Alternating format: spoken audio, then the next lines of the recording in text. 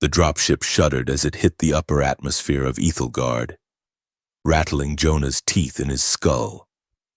He sat strapped into the acceleration chair, his knuckles white against the dark webbing, staring at the small, velvet-wrapped box resting on his lap. It was light, weighing no more than 2 pounds, yet it felt heavy enough to anchor him to the floor. His superiors back on Earth had called it a gesture of goodwill, a diplomatic pleasantry to grease the wheels of a treaty that felt as fragile as spun sugar. They had not told him what was inside. They had simply smiled that tight, bureaucratic smile that usually meant someone was about to die, and told him to deliver it to the crown princess personally. Jonah was 45 years old, battle-worn, and tired of the way politicians used human lives like poker chips. He had spent the last decade negotiating ceasefires on moon colonies where the air scrubbers smelled like rust and despair. Now, he was descending toward a planet that looked like a jewel suspended in the black, a world of bioluminescent oceans and spires grown from living crystal. It was too beautiful. In his experience, beautiful things usually had the sharpest teeth. The pilot's voice crackled over the comms. Touchdown in 2 minutes. Envoy. Try not to breathe too deeply until the biofilters adjust. The pollen count is high enough to hallucinate your grandmother. Jonah grunted an acknowledgement and checked his dress uniform. It was stiff, uncomfortable, and plastered with medals he had earned for surviving mistakes made by men in comfortable offices. He touched the small implant behind his ear, the universal translator that hummed with a faint, persistent static. It was supposed to parse the complex tonal language of the Ethelgardian court, a dialect where a shift in pitch could turn a compliment into a declaration of war. The ship settled with a hydraulic hiss. The ramp descended and the air hit him. It smelled of ozone, crushed lilacs, and something metallic, like blood on a hot stone. He walked out onto the landing platform, blinking against the violet light of the dual suns. The capital city did not look built. It looked grown. Towers of spiraling glass and obsidian twisted toward the sky, pulsing with a rhythmic inner light that matched the beat of a massive, unseen heart. Bridges made of woven light connected the spires, and the air was thick with the hum of anti-gravity skiffs darting like dragonflies. A delegation waited for him. They were tall, slender beings with skin the color of polished slate, their eyes wide and devoid of pupils, shimmering like pools of mercury. They wore robes that seemed to flow like water, but beneath the fabric. Jonah saw the glint of hard tech. The leader of the group bowed, a fluid motion that looked like a reed bending in the wind. "We welcome the envoy of Earth. The court of mirrors awaits." Jonah nodded, clutching the box. "Lead the way." The walk to the palace was a blur of staring faces and whispering crowds. The palace itself was a monstrosity of grandeur, a cavernous structure where the walls seemed to watch him. He was led into the throne room, a space so vast it could have housed a fleet of corvettes.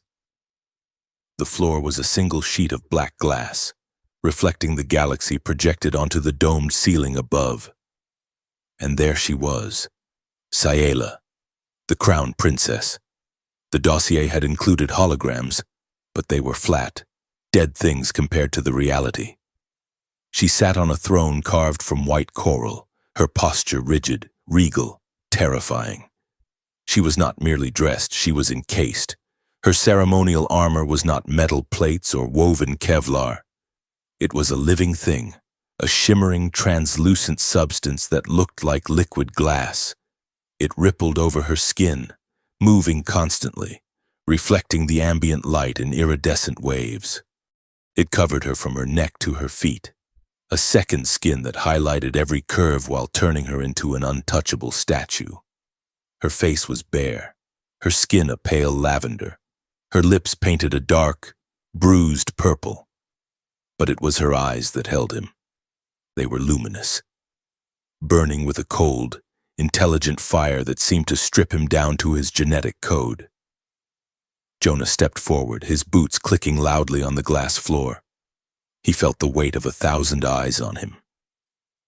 The court was filled with nobles, all watching with a mixture of curiosity and disdain.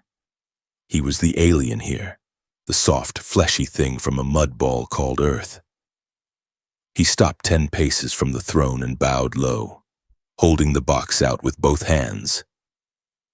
"Your Highness," he said, his voice echoing in the silence. "I bring greetings from the United Earth Coalition and a gift to symbolize our hope for a lasting peace." He waited for the translator to do its work. He felt the familiar vibration behind his ear, the delay of milliseconds as the AI parsed syntax and tone. Sayla did not move. She stared at him, her head tilting slightly to the side, like a bird of prey examining a mouse. The living armor around her throat pulsed, turning a deep, warning crimson. Then she spoke. Her voice was like a cello played in a cathedral, deep and resonating. "The Earthman speaks of peace," she said, her language flowing like water, but his heart beats like a drum of war. Jonah straightened, forcing a diplomatic smile. "It is merely the nerves of a traveler. Highness, I am overwhelmed by the radiance of your presence." That was what he meant to say. That was what his brain commanded. But the implant behind his ear sparked, a sharp, hot sting that made him wince. The audio output that left his throat was not the standard trade dialect. It was a lower, guttural frequency, a set of phonemes he did not recognize. The silence that followed was absolute. Then, a ripple of sound moved through the court. It started as a titter, a flutter of hand fans, and then swelled into open laughter. But it was not joyful laughter. It was sharp, jagged, and predatory. Jonah froze. "What did I say?" he thought, panic spiking in his chest. A noble standing near the front stepped forward, his mercury eyes gleaming with malice. "The envoy is bold," he sneered, his voice dripping with amusement. "He does not offer peace. He offers wetness. He tells the princess he wishes to lubricate her solitude." Jonah's blood ran cold. The implant had misfired. It had turned a standard honorific into a crude, sexual proposition. The laughter grew louder, echoing off the high ceiling. It felt like stones being thrown. They were mocking him, stripping him of his dignity, turning the representative of Earth into a court jester. He saw the guards tensing, their hands drifting toward the energy pikes at their waists. This was how wars started. One slip of the tongue, one misunderstood gesture. Sayla stood up. The movement was sudden and fluid. The laughter died instantly, choked off as if by a physical hand. She descended the steps of the dais, the liquid glass of her armor flowing around her legs, making her look like she was walking through water. She stopped inches from Jonah. She was tall, taller than him, and the heat radiance coming off her living veil was palpable. It smelled of ozone and something sweet, like burning sugar. She looked down at him, her face unreadable. She was studying him, her eyes tracking the rapid pulse in his jugular. "You are malfunctioning." "Envoy," she said softly. Her voice did not carry the mocking tone of the court. It was cold, clinical. Jonah swallowed hard, fighting the urge to step back. "My apologies, Highness. My technology. It is not accustomed to the complexity of your language. I meant no disrespect." Sayela's eyes narrowed. She leaned in closer, her face so near he could see the intricate, bioluminescent patterns in her irises. "They are laughing because you are weak," she whispered, too low for the court to hear. "They smell your shame. Do not let them feed on it." Then, she straightened and turned to the court, her voice ringing out like a bell.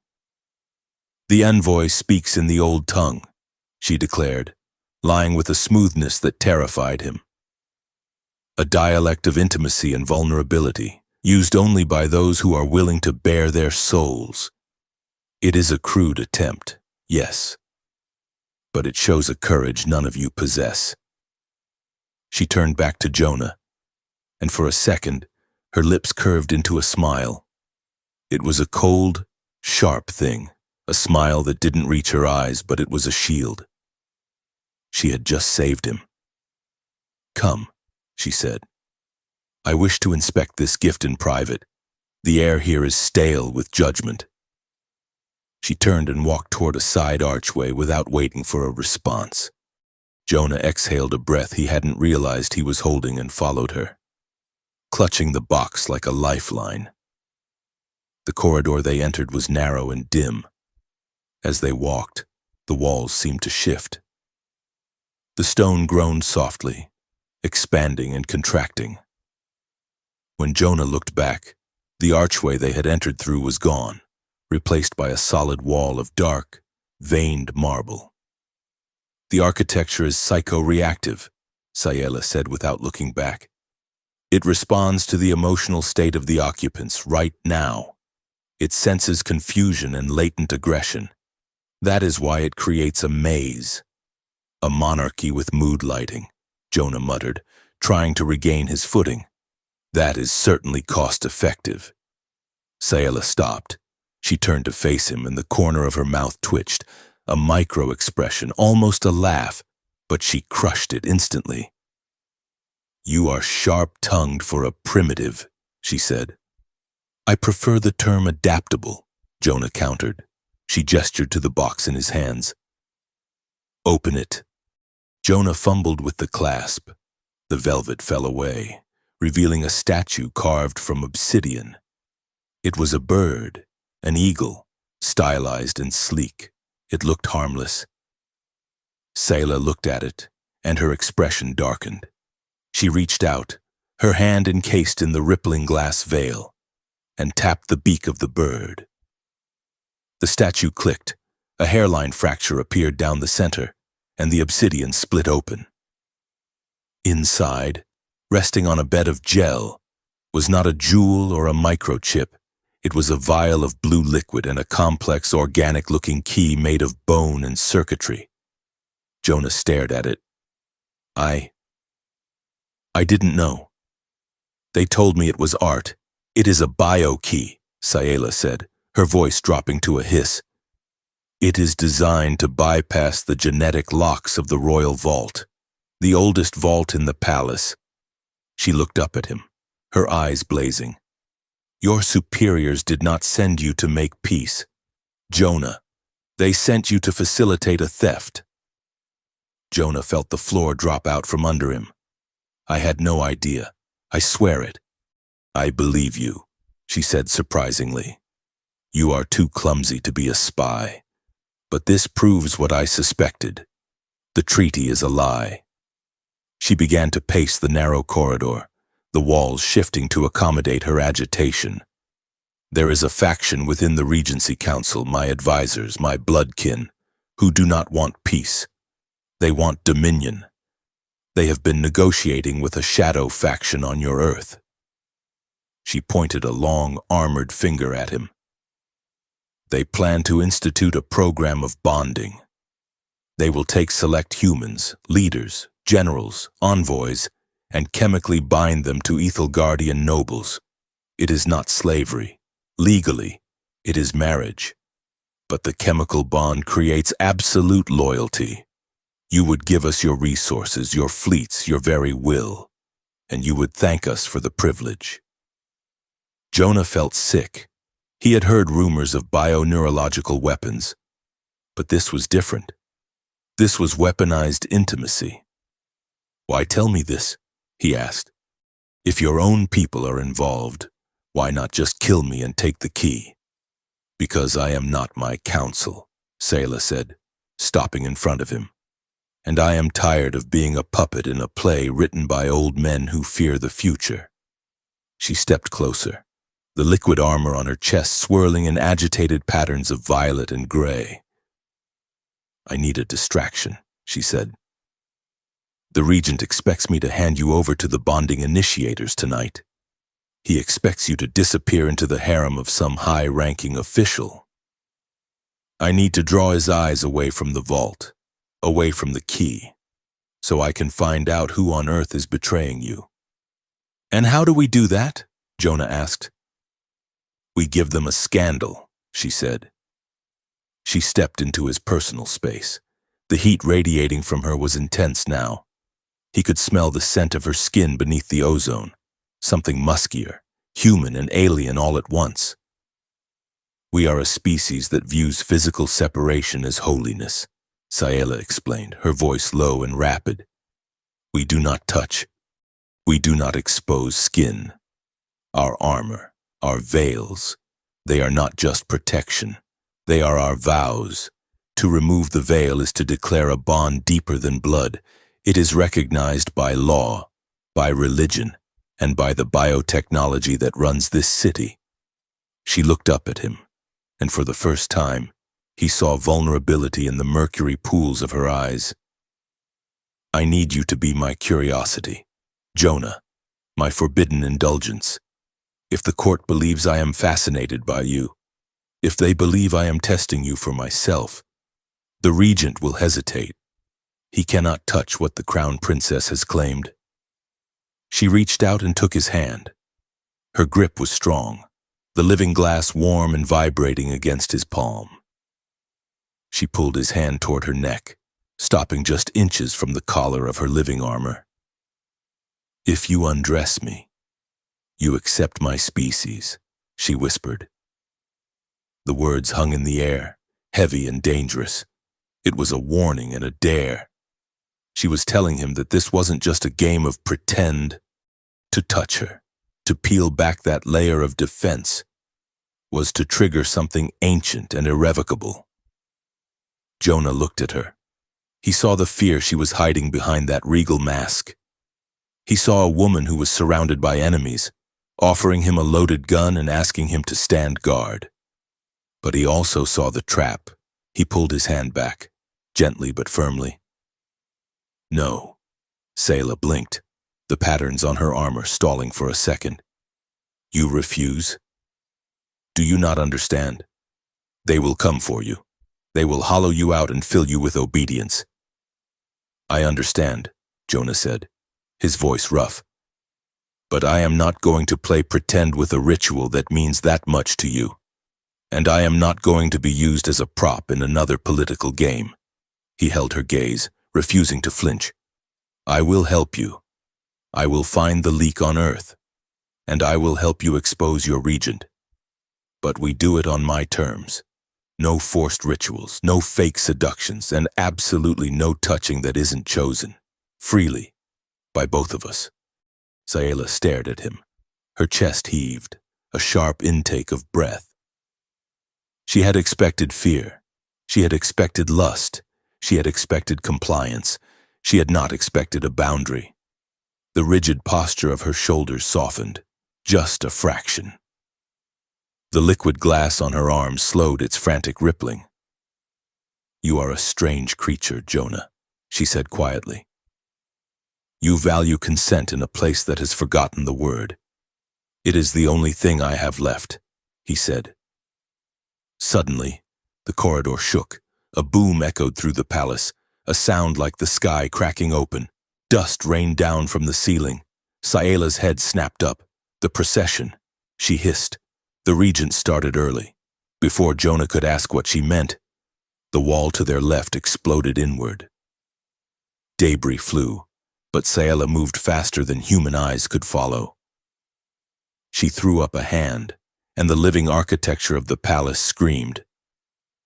The floor beneath them buckled and rose up like a wave, shielding them from the blast. "Assassins!"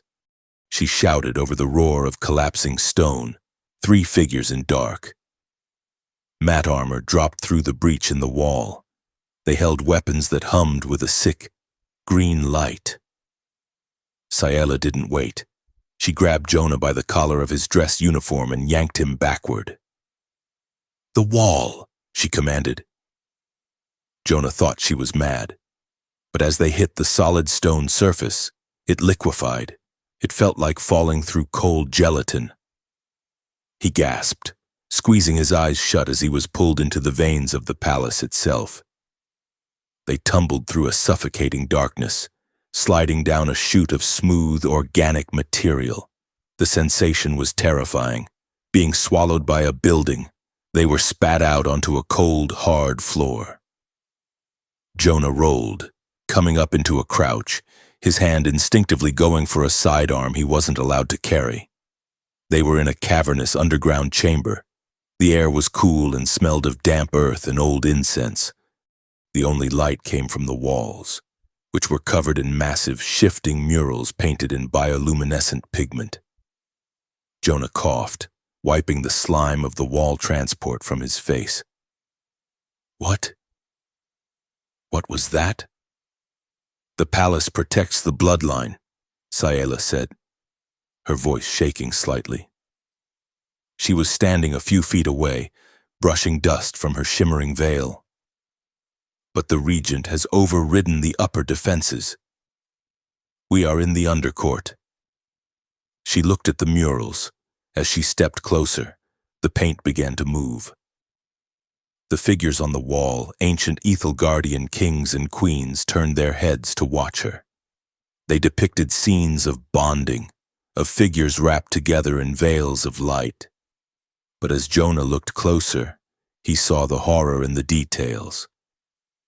The human figures in the paintings were not partners. They were leashed. Their eyes were blank.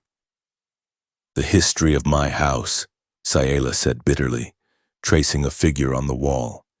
"They call it unity. It looks like digestion." Jonah stood up, his body aching. He looked at the princess, really looked at her. In the dim light of the undercourt, stripped of the pomp of the throne room, she looked small. The living armor didn't look like majesty anymore, it looked like a cage. She wasn't the predator. She was just the most valuable prisoner. "We need to move," Jonah said, stepping up beside her. "If they have overridden the upper defenses, they will be scanning the lower levels." Sayela looked at him. The cold mask was gone. In its place was a terrified determination. "You said you would help," she said, "on your terms." "Yes," Jonah said. "No lies, no forced bonds." Sayela nodded. She looked down at her hands, where the liquid glass swirled over her skin. "The hardest part," she whispered, almost to herself, "will not be fighting them." "What will it be?" Jonah asked. She looked up at him, and the intensity in her eyes hit him like a physical blow. "The hardest part will be resisting the imperative," she said. "My armor. It reacts to proximity, it reacts to potential, and it wants to bond. When I am near you, Jonah, it tightens, it pulls." She took a step back, creating distance between them. "I am telling you this so you understand, Lana. If I step toward you, if I look at you with hunger, it is the biology of my armor seeking a host. It is not me." Jonah looked at the space between them. He felt a strange magnetic pull, a hum in the base of his skull that had nothing to do with his translator. "Or maybe," he said softly, "it is a little bit of you, and that is what scares you." Sayela didn't answer. She turned toward the dark tunnel stretching ahead of them. "We must reach the archive station," she said, her voice hardening back into command. "If we can prove the region is altering the treaty records, we have a chance. But we have to survive the night." She started walking. Jonah watched her for a second, the alien princess in her living glass tower, and then he followed. He was an envoy who had come to deliver a gift, and now he was a fugitive in a basement full of ghosts. Just another Tuesday, he thought, and checked the hallway for shadows. The murals watched them go, the painted figures whispering silently in the dark. The undercourt was not merely a basement, it was a digestive tract. The walls pulsed with a bioluminescent rhythm, flushing waste heat and data from the pristine towers above into the dark, tangled roots of the city. Jonah ran with a stitch in his side, his boots splashing through puddles of condensation that smelled like ozone and copper. Ahead of him, Sayela moved with the terrifying grace of an apex predator, her living veil casting long, distorted shadows against the ribbed ceiling. They emerged from a ventilation duct into a corridor that looked manicured, lined with statues of eyeless judges. But the air here was wrong. It vibrated. "Welcome to the sector of introspection," a voice boomed from the walls. It was a synthetic voice, smooth and dripping with aristocratic sarcasm. "The palace notes that your heart rates are elevated. Are we running from our responsibilities or just from the inevitable crushing weight of existence?" Jonah skidded to a halt, looking for the source of the sound. "Who is that?"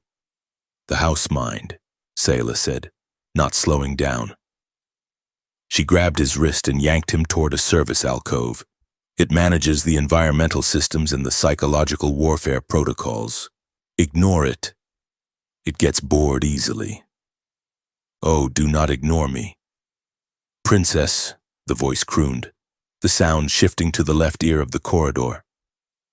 "I am merely suggesting that running away with a biological incompatibility is a statistically poor mating strategy. Although, the drama is delicious. Current probability of execution, 89%. "Shut up," Jonah muttered, checking the corners. The wall to his right rippled, and a holographic face, a caricature of a frowning courtier, appeared in the stone. "Rude. The envoy lacks the sophisticated vocabulary of a true diplomat. Perhaps he would prefer a coloring book." "It is trying to stall us," Sayela hissed. She pressed a hand against a hidden panel in the alcove. The stone wall dissolved into a mist, revealing a cramped maintenance closet filled with cleaning drones and spare uniforms. "We need to blend in. The upper levels are swarming with the Regent's Guard, and you look like exactly what you are, a target." She rummaged through a bin of discarded tech and pulled out a small, silver disc. "Turn around." Jonah obeyed. He felt a cold, stinging sensation as she pressed the disc against the base of his neck. A shiver ran down his spine, and suddenly his vision blurred. When he looked down at his hands, they were shimmering, coated in a layer of dull, gray static. "It is a mnemonic cloak," Sayela explained, spinning him back around to face her. "It broadcasts a low-level perception filter. To cameras and guards, you will look like a generic service drone, a piece of moving furniture." Jonah looked at his reflection in a polished metal panel. He looked like a blur, a smudge of gray humanoid shape. "Effective," he said. "There is a catch," Sayela said, her eyes flicking away from his. "The filter is linked to your limbic system. It requires a neutral emotional state to maintain the illusion. If your pulse spikes, or if you think inappropriate thoughts, the cloak will glitch." "Inappropriate thoughts?" Jonah raised an eyebrow. "Lust, anger, intense fear," Sayela listed, her voice tight. "The technology is designed for servants who are supposed to be invisible and devoid of ambition. Do not give the system a reason to notice you." She stepped closer to adjust the collar of his uniform, her living veil brushing against his arm. The sensation was electric, a sudden spark of heat that made Jonah's breath hitch. He looked at her throat, where the liquid glass pulsed a soft, inviting violet. The gray blur of his body suddenly flashed bright neon orange, crackling with static noise. Sayela stepped back as if burned. "See?" she said, her voice dry, judgmental. Jonah cleared his throat, willing his heart rate to slow. The orange faded back to dull gray. My apologies. The technology is strict. It is Ethel Guardian, she said, turning toward the door.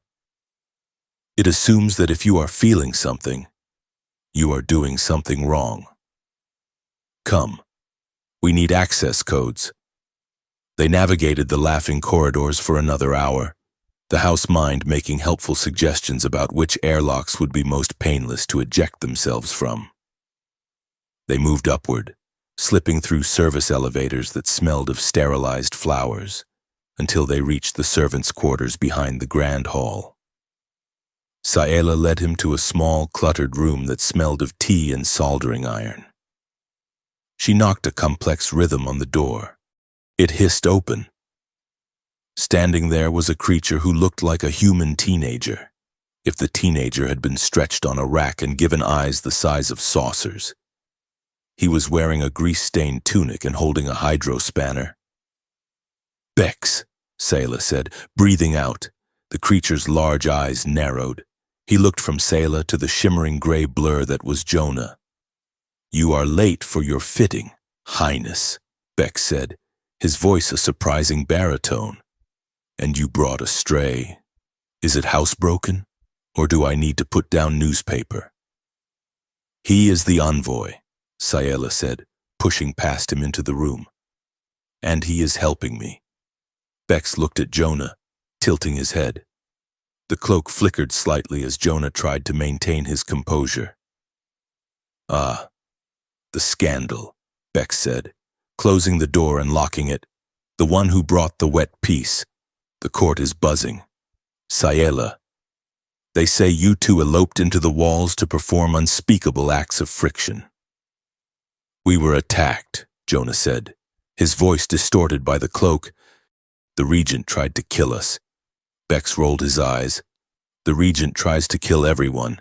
It is his Tuesday hobby. Sit down.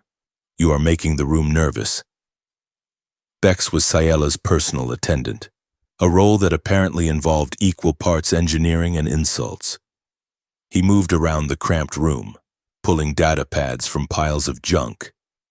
"We need the launch codes for the diplomatic courier skiffs," Saela said. "And we need to get to the orbital archive." "Orbital?"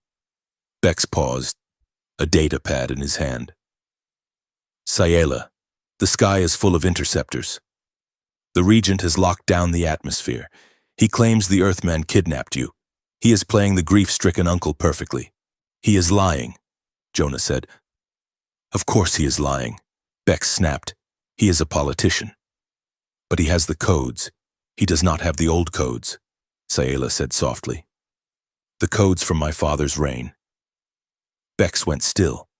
He looked at Saela, his large eyes softening. "Those were purged. Not from the physical backups," Saela said. "Not from the deep registry." Bex sighed, a long rattling sound. "You are going to get me executed. And worse, you are going to make me miss my dinner." He plugged a cable into a wall port and began typing furiously on a holographic keyboard. While he worked, Jonah moved to the window, peering through the slats. The city outside was in turmoil. Searchlights swept the spires and drones buzzed like angry wasps. He felt Saela beside him before he saw her. The heat of her veil was a physical weight in the air. "You trust him?" Jonah asked quietly. "He is the only one who has never asked me for a favor," Saela said. "He scrubbed the floors of my nursery when I was a child. He knows that I am not a goddess. He knows I snore." Jonah smiled, and his cloak flickered a faint, warm yellow. Beck spun around. "Got it. But you are not going to like what I found while I was digging." He projected a hologram into the center of the room. It was a list, a registry. Thousands of names scrolled by. Human names. Beside each one were medical metrics, dopamine baselines, oxytocin susceptibility, neural plasticity. What is this?" Jonah asked, stepping forward. It is a shopping list, Bex said grimly. The Regent has been cataloging humans, not just for labor, for bonding. Look at the column on the right. Jonah looked. The column was labeled Compatibility Index. They are matching us, Jonah realized. Horror cold in his stomach, like breeding stock. It is worse, Sayla said, her finger hovering over a name. Look at the status. Bonded. Pending. Shipped. They have already started. They are smuggling humans off-world, bonding them to minor nobles to secure trade routes and mining rights. It is a coercion program. This is why they need the treaty, Jonah said. The treaty creates the legal framework for cultural exchange. It legalizes the trafficking. Sayela turned away, her face pale. And I was supposed to be the flagship product. She paced the small room, her armor rippling in agitated spikes. The Regent has been pressuring me to choose a consort for 3 years. He presents me with generals, with warlords. I refused them all. So he found a new angle. He found you. Me? Jonah asked. You are the alien, she said, the primitive. If he can force me into a compromising position with you, if he can claim I have been soiled by a human, my political value drops. I lose the support of the high priesthood. The only way to restore my honor and the honor of the throne would be to accept a cleansing union, a marriage to the regent's own son. Jonah stared at her. I am the scapegoat. You are the stain, she corrected, though her voice lacked malice. He wants you to ruin me so he can own me. Jonah felt a surge of anger so hot his cloak flared a brilliant, angry crimson, illuminating the dark room. He wasn't just a pawn, he was a weapon being used to break the woman standing in front of him. I am not a stain, Jonah said, his voice low and hard. And I am not a weakness. Sayla looked at him, and for a moment, the distance between them collapsed. She saw the anger in him, but she saw that it was on her behalf. No, she whispered. You are not. Bex cleared his throat loudly. If you two are quite finished staring into each other's souls, I have the launch clearance, but you have to go now. The patrols are shifting. Sayla snapped back to reality. Thank you, Bex. Don't thank me, Bex grumbled, unplugging his console.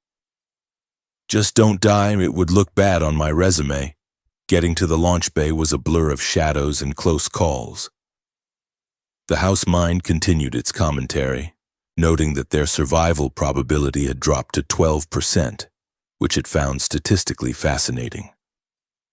They stole a maintenance skiff, a clunky, boxy thing used for repairing satellites, and blasted out of the hangar before the flight control systems could lock them down.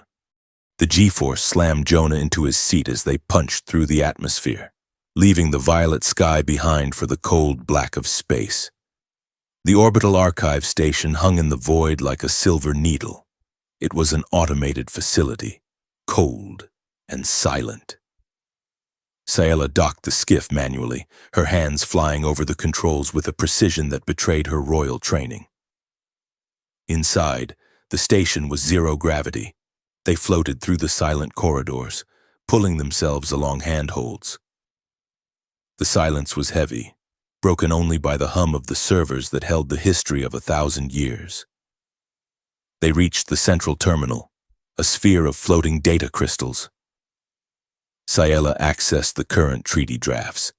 Here, she said, pointing to a floating stream of text. Look at the timestamp. It was edited 10 minutes ago. Jonah read the text. It was a clause regarding resource sharing. The original text specified mineral rights. The new text, overwritten in bold code, specified biological assets. They are rewriting it in real time, Jonah said, but they need 2 keys to authorize a change like this, one from the Regent and one from the Earth delegation. Sayela finished. Jonah felt the betrayal like a knife in the gut. He pulled up the authorization log. There it was. The digital signature of Ambassador Halloway, the man who had shaken Jonah's hand before he left and told him to make Earth proud. "He sold us out," Jonah whispered. "Halloway. He's part of the Prophet faction. He sees your people as a resource, and he sees my people as currency." "It is a split," Sayla said, analyzing the data. "Half your delegation wants peace. The other half wants to ride the coattails of the regent's coup." They floated there in the dim blue light of the terminal, the truth of their situation settling around them. They were alone. Two species, two worlds, both betrayed by their own leaders. Sayla drifted closer to him. In the zero gravity, the heavy, regal movements of her armor were gone. She looked weightless, ethereal. Her legs floated casually, her veil drifting like seaweed in a current. She reached out, her hand hovering near his face. She didn't touch him. She didn't need to. The proximity was enough to make the air between them charge with static. Jonah looked at her. He saw the woman beneath the armor. He saw the fatigue in the corners of her eyes, the tremble in her lower lip. "Tell me, Jonah," she whispered, her voice amplified by the silence of the station. "Why do you look at me the way you do?" Jonah swallowed. "How do I look at you?" "Like you are starving," she said. "Is it because I am beautiful? Or is it because I am forbidden? Is it the danger that excites you? The idea of breaking the ultimate taboo?" Jonah looked at the floating data streams, then back at her. He thought about the laughter in the court. He thought about the regent's cold calculation. He thought about the way Sayla had stood in front of him in the undercourt, terrified of her own skin. "It's not the danger," he said, his voice rough. "And it's not just that you're beautiful, though God knows you are." He drifted closer, until their faces were inches apart. He could feel the warmth of her breath, smelling of mint and ozone. "It's because you're real," he said. "Everyone else in that palace is a mask. The regent, the court, even my own ambassador. They're all playing a game. But you're terrified, and you're angry, and you're fighting anyway." He raised a hand, stopping just short of touching the liquid glass of her cheek. "I desire you because you are brave enough to be a person in a room full of statues," he said. Sayla's eyes widened. The bioluminescence in her irises flared, a sudden, bright dilation. The veil around her neck loosened, the tight, defensive coils relaxing into gentle waves. She didn't answer. She couldn't.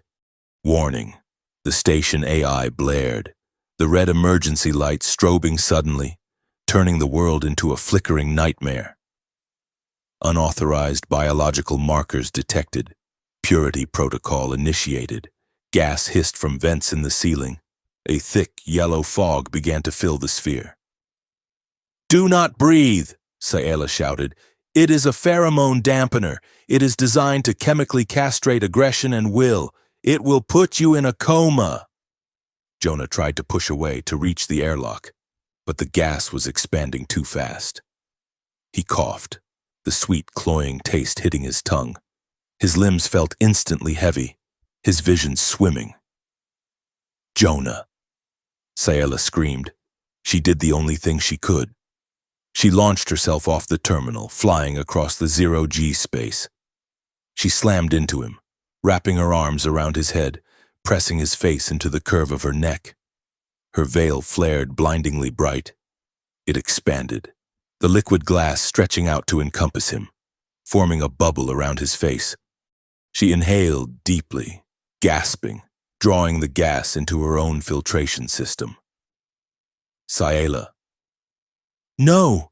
Jonah tried to shout, but his voice was muffled against her armor.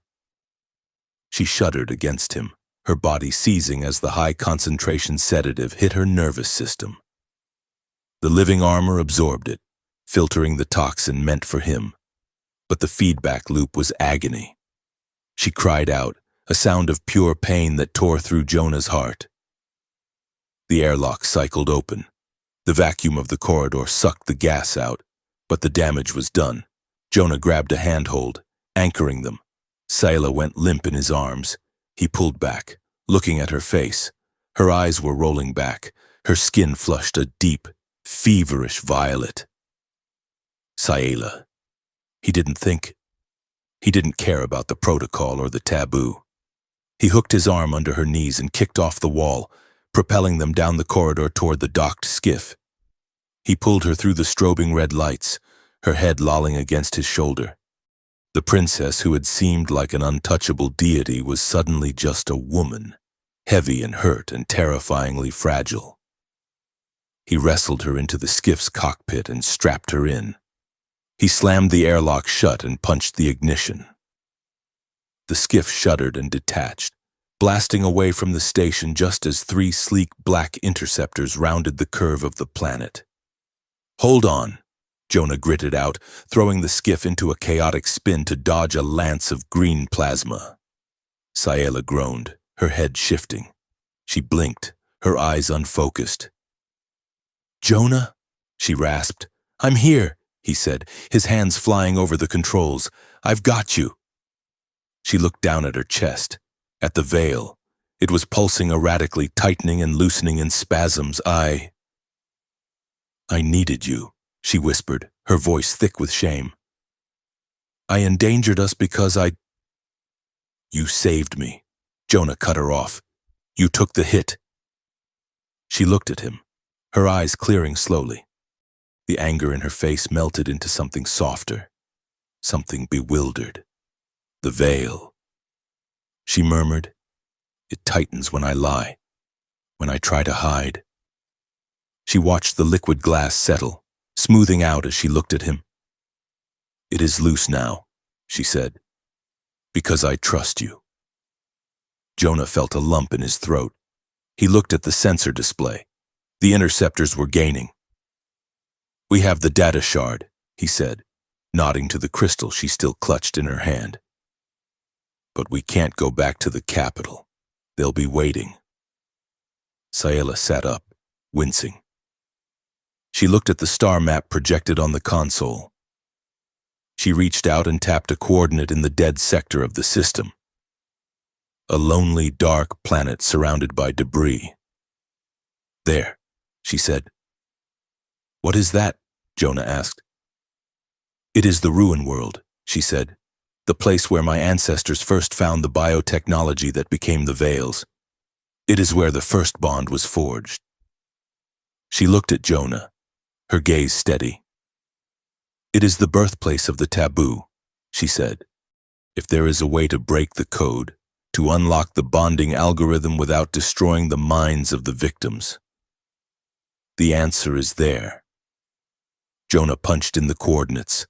The hyperdrive whined, a high-pitched scream that matched the tension in his chest. "Hold on, Highness," he said. "We're going to the graveyard." The stars stretched into lines of white fire, and they vanished into the dark, leaving the interceptors and the lies of the court far behind. The landing was not a gentle arrival.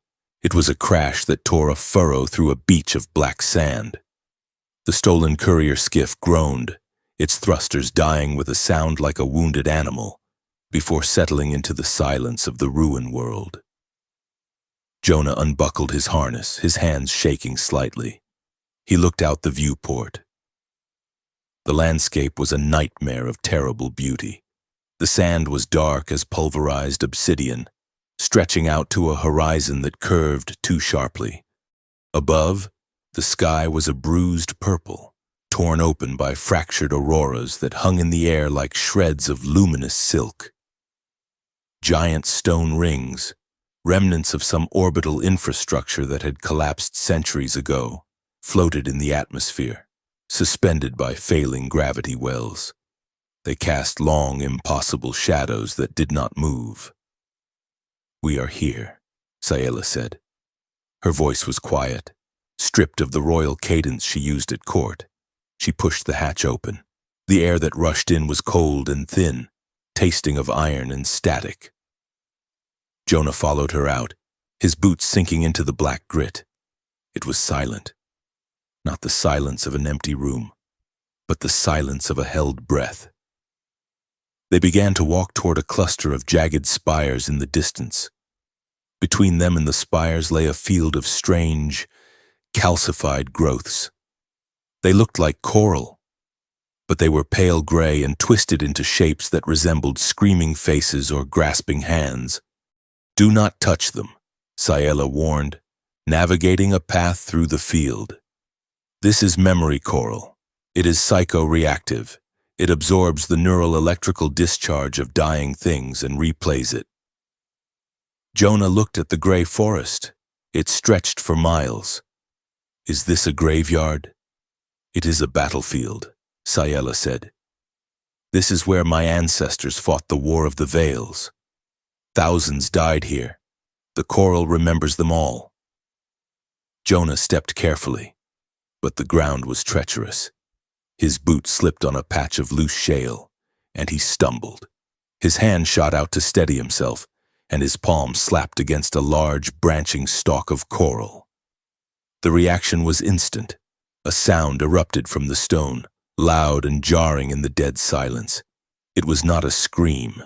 It was laughter, deep, belly-shaking laughter that sounded wet and hysterical. It echoed across the black sand, bouncing off the floating rings. Jonah yanked his hand back as if burned. "God," he whispered. "Someone died laughing," Sayela said, stopping and looking back at him. Perhaps it was the madness of the neurotoxins, or perhaps they just saw the absurdity of it all at the end. The laughter faded into a rasping wheeze and then silence, but the mood had shifted. The darkness of the place felt heavier. It was a haunted house on a planetary scale. "We have to keep moving," Sayela said, her eyes scanning the horizon. "We are not alone." Jonah looked at her. "The interceptors? Worse," she said. "Commander Varric. He is the Regent's shadow. He does not lead patrols. He hunts." Jonah checked the charge on the small energy pistol he had scavenged from the skiff. "How does he track us?" "We scrambled the transponder. He does not track the ship," Sayela said. She pointed to her own eyes. "He tracks fear. His armor is equipped with biometric scanners calibrated to read micro-expressions from a mile away.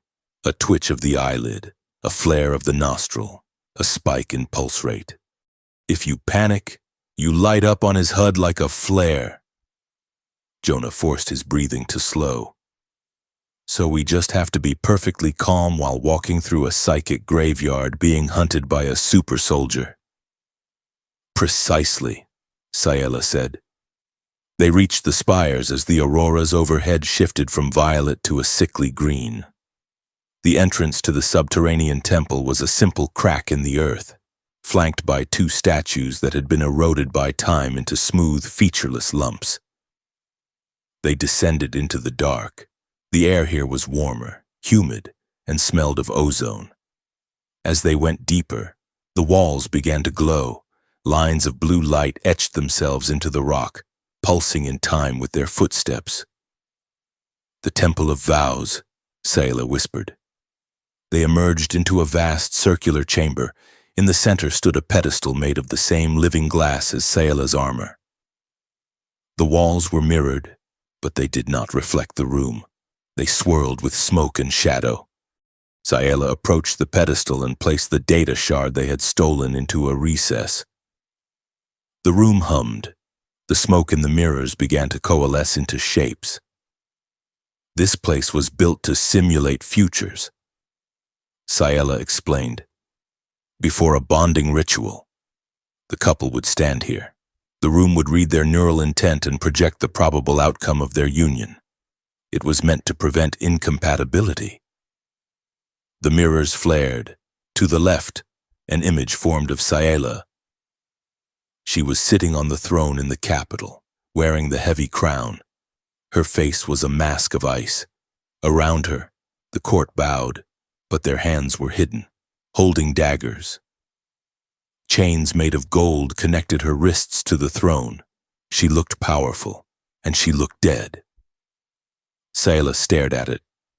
"That is my future if I submit," she said softly, safe and hollow. To the right, another image formed. It showed Sayla and Jonah. They were running through a burning city. They were dirty, bleeding, and exhausted.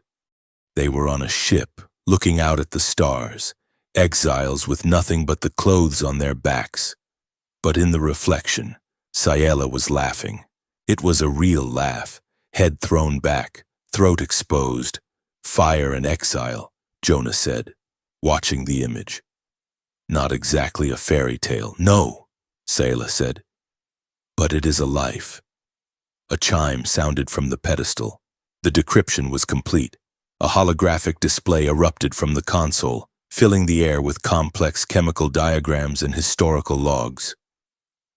Sayla stepped into the light, reading the data with frantic speed. "Here." She pointed to a rotating molecule. "This is the bonding agent. It is not just a chemical.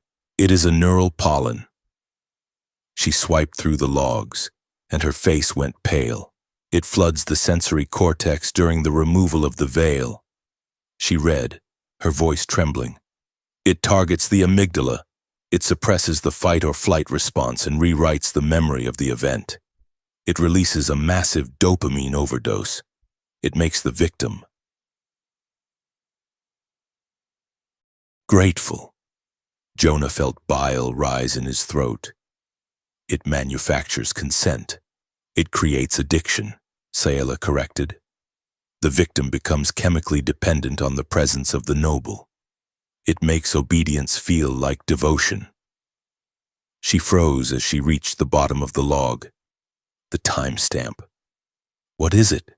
Jonah asked, stepping closer. "This date," she whispered. "This is not from the Regent's lab. This entry is 400 years old." She looked at Jonah, horror dawning in her eyes. "The Regent did not invent this. The priesthood did. My family. The entire line of queens. We have been using this for generations. The stability of the realm, the loyalty of the consorts. It was all this." She backed away from the console as if it were radioactive. "My blood is poison," she said, her voice cracking. "Every marriage, every treaty, every alliance my family ever made, it was all rape disguised as ritual. I am not the heir to a throne. I am the heir to a crime scene." She sank to the floor, the living armor around her shoulders sagging, losing its luster. Jonah knelt beside her. He didn't touch her, mindful of the veil, but he put his body between her and the terrible truth glowing in the air. "Sayla, look at me." "I cannot," she said, covering her face. "I am one of them." "No," Jonah said firmly. "You are the one who found the truth. You are the one who is sickened by it. That is the difference." He waited until she lowered her hands. "You are not your father," Jonah said, "and you are not your ancestors. Heritage isn't a sentence, Sayla. It's just a starting point. You can burn the book." Sayla looked at him. Her eyes were swimming with tears, the bioluminescence fracturing in the moisture. "How do I burn it?" she asked. "When it is woven into the clothes I wear? When it is written in my DNA?" "You choose," Jonah said. "You choose differently, even if it costs you the crown, even if it costs you everything." Sayla held his gaze. The silence stretched heavy and profound. Slowly, the panic in her chest began to subside, replaced by a cold, sharp clarity. She stood up. The movement was slow, deliberate. She reached up to her neck. "Sayla," Jonah warned, "I want you to see me," she said. "Not the armor, not the history. Me." She pressed her thumb against the seal of her high collar. The living glass hissed and retracted. It pulled back from her throat, sliding down her collarbone, exposing a patch of skin the size of a hand. It was the first time Jonah had seen her true skin without the filter of the veil. It was pale, soft, and mapped with intricate glowing patterns of blue light that pulsed in time with her heartbeat. It was agonizingly intimate, in a culture where skin was never shown. This was an act of raw nudity. Jonah trembled. His instinct was to look away, to give her privacy. But he couldn't. It was too beautiful. The desire hit him like a physical blow, not the chemical coercion of the pollen, but a human, messy, terrifying want. He wanted to reach out. He wanted to trace the line of light on her throat. "May I?" he asked, his voice barely a whisper. He held his hand up, palm open, fingers inches from her skin. He waited. He let the question hang there, absolute and heavy. Sayela looked at his hand. She looked at the tremor in his fingers. She saw the hunger in his eyes, but she also saw the restraint. He was terrified of hurting her. "Yes," she breathed. Jonah moved his hand forward. The heat radiating from her skin was intense. He brushed his fingertips against the exposed bioluminescence. It felt like touching a live wire wrapped in silk. A jolt went through him, a connection that felt like a spark jumping a gap. Sayela gasped, her head tilting back, her eyes fluttering shut. The armor around her waist tightened, reacting to the arousal, but she forced it to stay still. Then she pulled back. She stepped away, sealing the collar with a sharp snap of the living glass. The moment was broken, severed before it could become a claim. "Not yet," she said, her voice breathless but firm. Jonah dropped his hand, his heart hammering against his rib. He nodded. "Not yet," he agreed. The mirrors around them suddenly shattered. The sound was like a thunderclap. Shards of glass exploded inward as the temple doors were blown off their hinges. Jonah was thrown backward by the concussion. He hit the stone floor hard, his vision swimming. Through the ringing in his ears, he heard heavy, mechanical footsteps. A figure emerged from the smoke. It was a giant, encased in matte black armor that absorbed the light. The helmet was a smooth, faceless dome with a single vertical slit that glowed red. "Commander Varek, target located," a synthesized voice boomed. Fear response detected. Varek raised a gauntlet. A beam of concussive force slammed into Jonah, lifting him off the ground and pinning him against the far wall. "Jonah!" Sayela screamed, raising her hands to summon the temple's defenses, but Varek was too fast. He fired a suppression disc that clamped onto her armor, locking the living glass in place. Sayela froze, trapped in her own skin. Varek walked toward Jonah. He didn't draw a weapon. Instead, he grabbed Jonah by the throat and dragged him toward a small alcove in the wall that had opened up during the explosion. "The bonding chamber," Varek said. "The Regent wishes to verify the compatibility." "No!" Sayela shouted, straining against the paralysis. Varek threw Jonah into the alcove. The opening sealed instantly with a field of shimmering force. Inside, Jonah scrambled to his feet. The space was small, claustrophobic. The air suddenly grew thick and sweet. A low vibration began to hum in the floor. It wasn't a sound. It was a frequency that bypassed his ears and went straight to his nervous system. Jonah fell to his knees, clutching his head. The vibration felt like it was unzipping his spine. It was pleasurable, sickeningly so. It triggered waves of artificial euphoria. Scent vents opened, releasing a pink mist. It smelled of Sayela, of ozone and musk, but amplified 1,000 times. Jonah gagged. His body was betraying him. His blood was heating up, his arousal spiking involuntarily. The chamber was designed to force a biological response, to manufacture lust until the mind broke and accepted it as love. It whispered to him, "She is yours. You are hers. Submit! Submit! Stop!" Jonah yelled, but his voice was weak. He clawed at the force field. He could see Sayela outside, struggling against the suppression disc. He looked at her, and she saw the terror in his eyes. She saw him fighting the programmed instinct to want her. Something in Sayela snapped. It was not a royal decree. It was a primal, guttural roar. The bioluminescence on her skin flared so bright it shone through the opaque armor. The living glass began to boil. "I said no!" she screamed. She didn't use the codes. She used the blood. She reached out with her mind to the ancient architecture of the ruin. This was her family's temple. These were her ghosts. The temple groaned. The floor cracked. The suppression disc on her chest shattered. Sayela raised both hands, and the ruin obeyed. The ceiling above Varek collapsed. Tons of rock and memory coral crashed down. Varek turned, raising his shield, but the architecture itself twisted.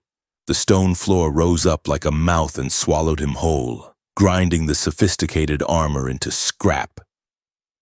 Sayela spun toward the bonding chamber. "Open!" The force field flickered and died. Jonah fell out of the alcove, retching on the stone floor. He was shaking violently. His skin flushed, his eyes dilated and wild. Sayela dropped to her knees beside him. She reached out to touch him, to comfort him. But Jonah scrambled back, flinching. "Don't!" he gasped. He looked at her veil, the shimmering liquid glass, and he felt it, a tug, a distinct physical pull in the center of his chest. His body wanted to be near the veil. His nerves were singing with a frequency that matched hers. "Jonah?" Sayela asked, her hand hovering in the air. He looked up at her, horror in his face. It stuck. The chamber had done its work. It hadn't completed the full cycle, but it had left a trace, a footprint in his nervous system. He was sensitized to her. "I can feel you," he whispered, "like a magnet. It's not me." Sayela stared at him. She saw the violation.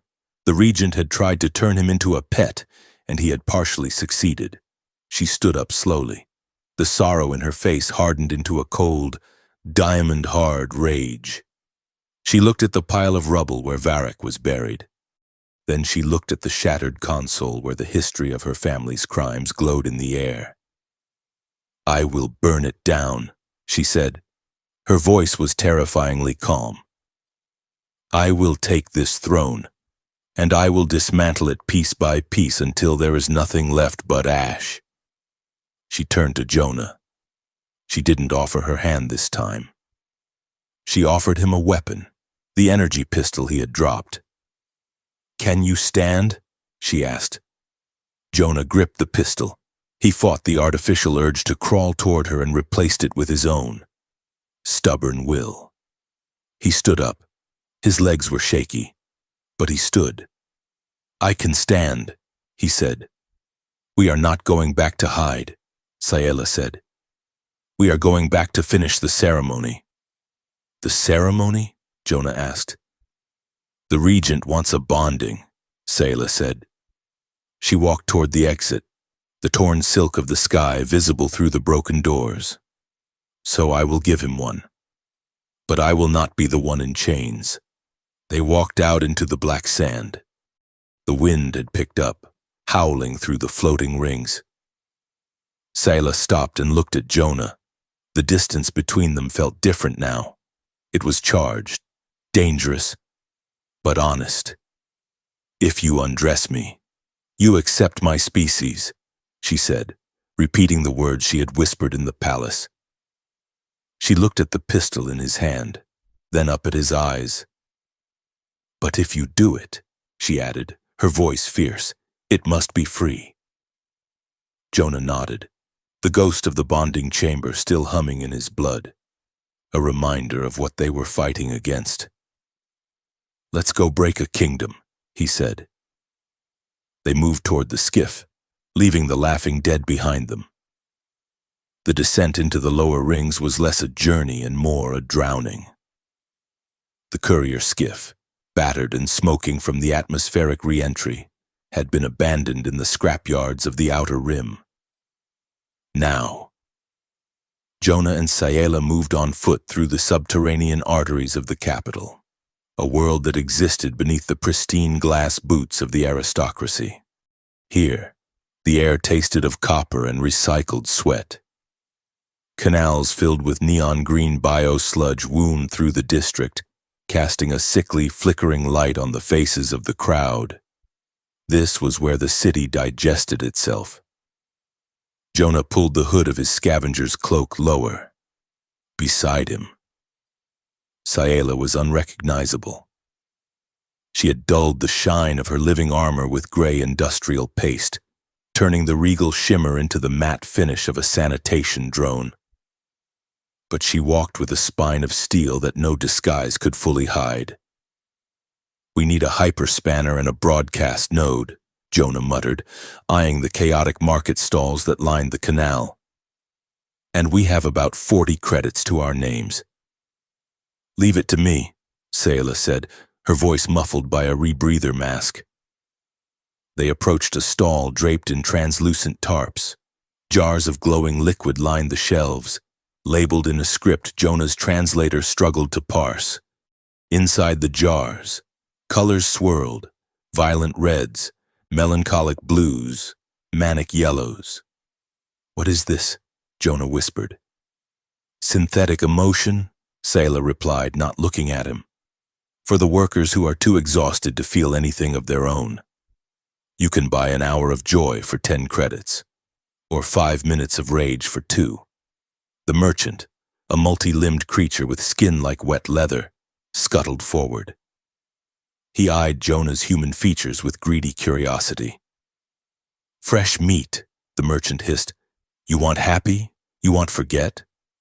"We want hardware," Jonah said, leaning on the counter with what he hoped was a threatening posture, a localized broadcast node, military grade. The merchant laughed, a sound like dry leaves crinkling. "Rare, expensive. 500 credits. I have 40, Jonah said. "And this watch, it's Earth Tech, vintage." The merchant sneered, picking up the watch with a claw. "Garbage, primitive mechanicals. I give you a broken toaster for it." Jonah opened his mouth to argue, to explain the value of Swiss engineering, but Sayela stepped forward. She didn't shout. She didn't threaten violence. She simply picked up a vial of deep, pulsing purple liquid from the shelf. "Regret," Jonah guessed, and held it over the canal water. "This batch is spoiled," she said, her voice cutting through the market noise like a laser. "The viscosity is off by 12%. It indicates thermal degradation. If a client ingests this, they will not feel regret. They will experience a neural seizure followed by permanent adrenal failure." The merchant froze. "Who are you?" "If I drop this," Sayela continued, ignoring the question, "the chemical signature will contaminate the water. The biofilters will detect the toxicity and trace it back to this stall. The guild will not just revoke your license. They will liquidate your inventory. And you." The merchant's eyes widened. He looked at the vial, then at Sayela. She wasn't bluffing. She spoke with the absolute, terrifying confidence of someone who owned the air he breathed. "Take the node," the merchant squeaked, kicking a dusty box across the counter. "Just go." Sayela placed the vial gently back on the shelf. She grabbed the box and the hyperspanner. "Pleasure doing business," she said. As they walked away, Jonah stared at her. "Remind me never to buy a used car from you," he said. "I do not know what a car is," Sayela said, wiping a smudge of grime from her disguised arm. "But if it involves leverage, I understand the mechanics." They moved deeper into the shadows, navigating toward the coordinates Bex had encrypted into the data shard. The Resistance safe house was located in the foundations of an old water processing plant, a place where the roar of turbines masked all conversation. The door opened before they knocked. 3 figures stood there, weapons drawn. They were a mix of species: a towering furred dock worker, a slight insectoid tech runner, and a human woman with gray streaks in her hair. The human woman lowered her rifle when she saw Jonah. "You look like hell. Envoy," she said. "You must be Ryla," Jonah said. "Bex told us to find you." Ryla spat on the floor. "Bex is an optimist. We heard the broadcast. The Regent says you two are dead, vaporized in a tragic accident involving a fuel leak and a regrettable amount of passion." "We are not dead," Sayla said, stepping into the light. "And we are not finished." The room went silent. The Resistance fighters looked at the princess, the daughter of the regime that had driven them underground, with a mixture of awe and hatred. "Why should we not kill you right now?" the dock worker growled. "Your family built the cages we live in." Sayla lowered her hood. She peeled the gray paste from her cheek, revealing the flash of royal violet underneath. "Because I have the key to open them," she said. She walked past the weapons, ignoring the threat, and moved to the center of the room. Sitting on crates in the back were 4 humans. They were silent. Their eyes were vacant, staring at nothing. Every few seconds, one of them would twitch, a subtle rhythmic spasm of the neck or hand. Jonah felt a cold pit open in his stomach. "Bonded. Recovering," Ryla said softly, joining him. "They were part of the early test batches. We managed to steal them back before the bond was permanent. But the neural pathways, they're scarred. They still hear the command frequency in their sleep. They wake up screaming for masters who aren't there." Jonah looked at a young man rocking back and forth, whispering a name over and over. It wasn't a prayer. It was an apology. "This is what they want to do to us," Jonah whispered. "To all of us." Sayla knelt in front of the young man. She didn't touch him. She simply placed herself in his line of sight. The man stopped rocking. His eyes focused on her living veil, even disguised as it was. The biology recognized the royalty. He flinched, raising his hands to protect his face. "Please," he whimpered. "I am good. I am obedient." Sayla's face crumpled. For a moment, the savage negotiator was gone, replaced by a woman horrified by her own reflection. "I am sorry," she whispered. The apology was raw, stripped of all protocol. "I did not know. I chose not to know." She looked up at Ryla, at the dock worker, at the angry faces surrounding her. "I cannot give you back what was taken," she said, her voice steadying. "But I offer you a weapon. The Regent plans to broadcast the Veil Ascension tomorrow. He wants to show the galaxy a perfect union. We are going to show them the truth." Ryla studied her for a long moment. Then she nodded. "Set up the node." She ordered the tech runner. "The princess has a plan." The next 6 hours were a blur of engineering and strategy. The plan was high risk, borderline suicidal. The Veil Ascension was a planetary event, a ritual where Sayla would stand on the great dais and accept a mate chosen by the Regent.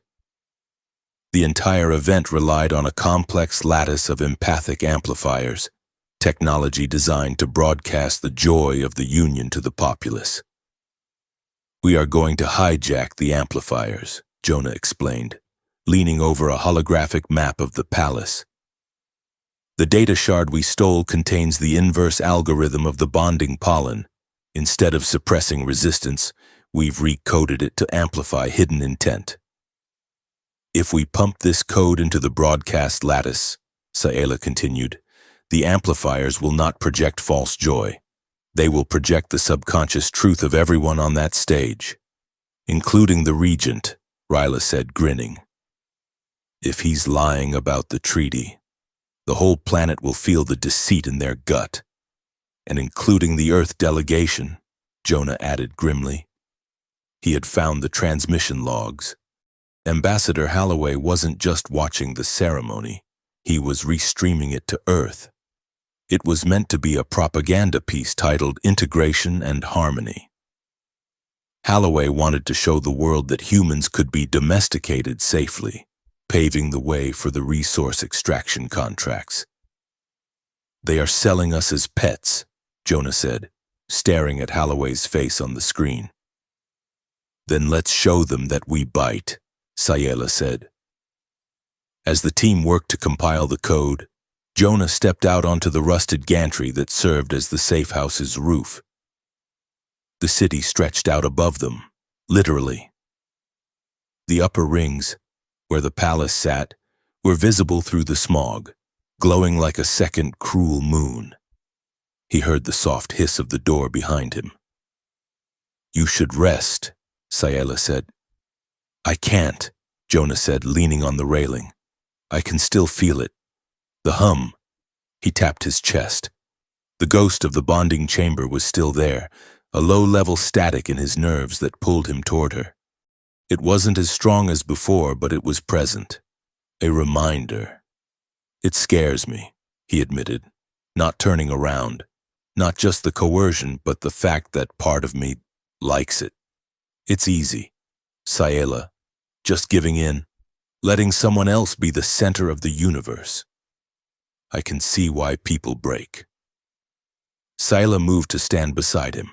She was close enough that he could feel the warmth of her body, but she was careful not to brush against him. I am afraid too, she said softly. You? The woman who stared down a warlord? I am afraid of being wanted, she said. All my life, I have been a symbol, a prize. The veil makes me an object of mystery. People project their fantasies onto me. They love the idea of the princess. They do not know the woman who is bad at math, or who hates the texture of velvet, or who is terrified of thunder. She turned to look at him. The neon light from the canals below reflected in her eyes. If we succeed tomorrow, she said, the mystery will be gone. I will just be Sayla. What if that is not enough? Jonah looked at her. He saw the smudge of grease on her cheek, the exhaustion in her posture, the fierce intelligence that burned despite it all. He leaned in. He didn't touch her. He just invaded her space, sharing the air she breathed, letting his warmth radiate into hers. It was an intimacy deeper than skin, a choice to be near without claiming. Sayela, he said, the fantasy is boring. The reality is the only thing worth fighting for. Sayela's breath hitched. She leaned into him, closing the gap until they were separated by millimeters. The tension was agonizing, electric, and entirely consensual. Movement caught Jonah's eye. A shadow detached itself from a gargoyle on the building opposite them. Then another. Spies, Jonah hissed, grabbing Sayela's arm. We're blown! The roof erupted in laser fire. Go! Jonah shouted, shoving Sayela toward the fire escape. They scrambled down the rusted metal stairs as energy bolts sizzled past their ears. The resistance fighters below were already returning fire, creating a chaotic distraction. Get to the palace. Ryla's voice crackled over their comms. We'll hold them off. Finish the mission. Jonah and Sayela hit the street running. They didn't head for the shadows, they headed up. They needed to breach the palace from the underside. They sprinted through the mirrored district, a dizzying maze of reflective surfaces designed to confuse intruders. Jonah saw 1,000 versions of himself running, panting, terrified. Up there. Sayela pointed to a levitating staircase that spiraled upward into the clouds, a service entrance for the gravity lifts. They jumped onto the moving stairs, the city falling away beneath them. The wind whipped at their clothes. Below, the black shapes of the Regent's interceptors were swarming the safe house. "We have to get inside before they lock down the perimeter," Sayla yelled over the wind. They reached the service hatch at the top of the spire. Sayla punched in an override code, Bex's old back door. The hatch hissed open and they tumbled inside, gasping for breath. They were in the palace, but not the public areas. They were in the deep storage vaults. The room was vast and silent, filled with rows of tall glass cylinders. Inside each cylinder hung a veil. "Where are we?" Jonah asked, pulling his weapon. "The wardrobe of the Ascended," Sayla whispered, her voice trembling. "These are the veils of the past queens. My mother's. My grandmother's." She walked down the aisle. The veils were not dead fabric. They were dormant, pulsing faintly with the residual bioelectric energy of the women who had worn them.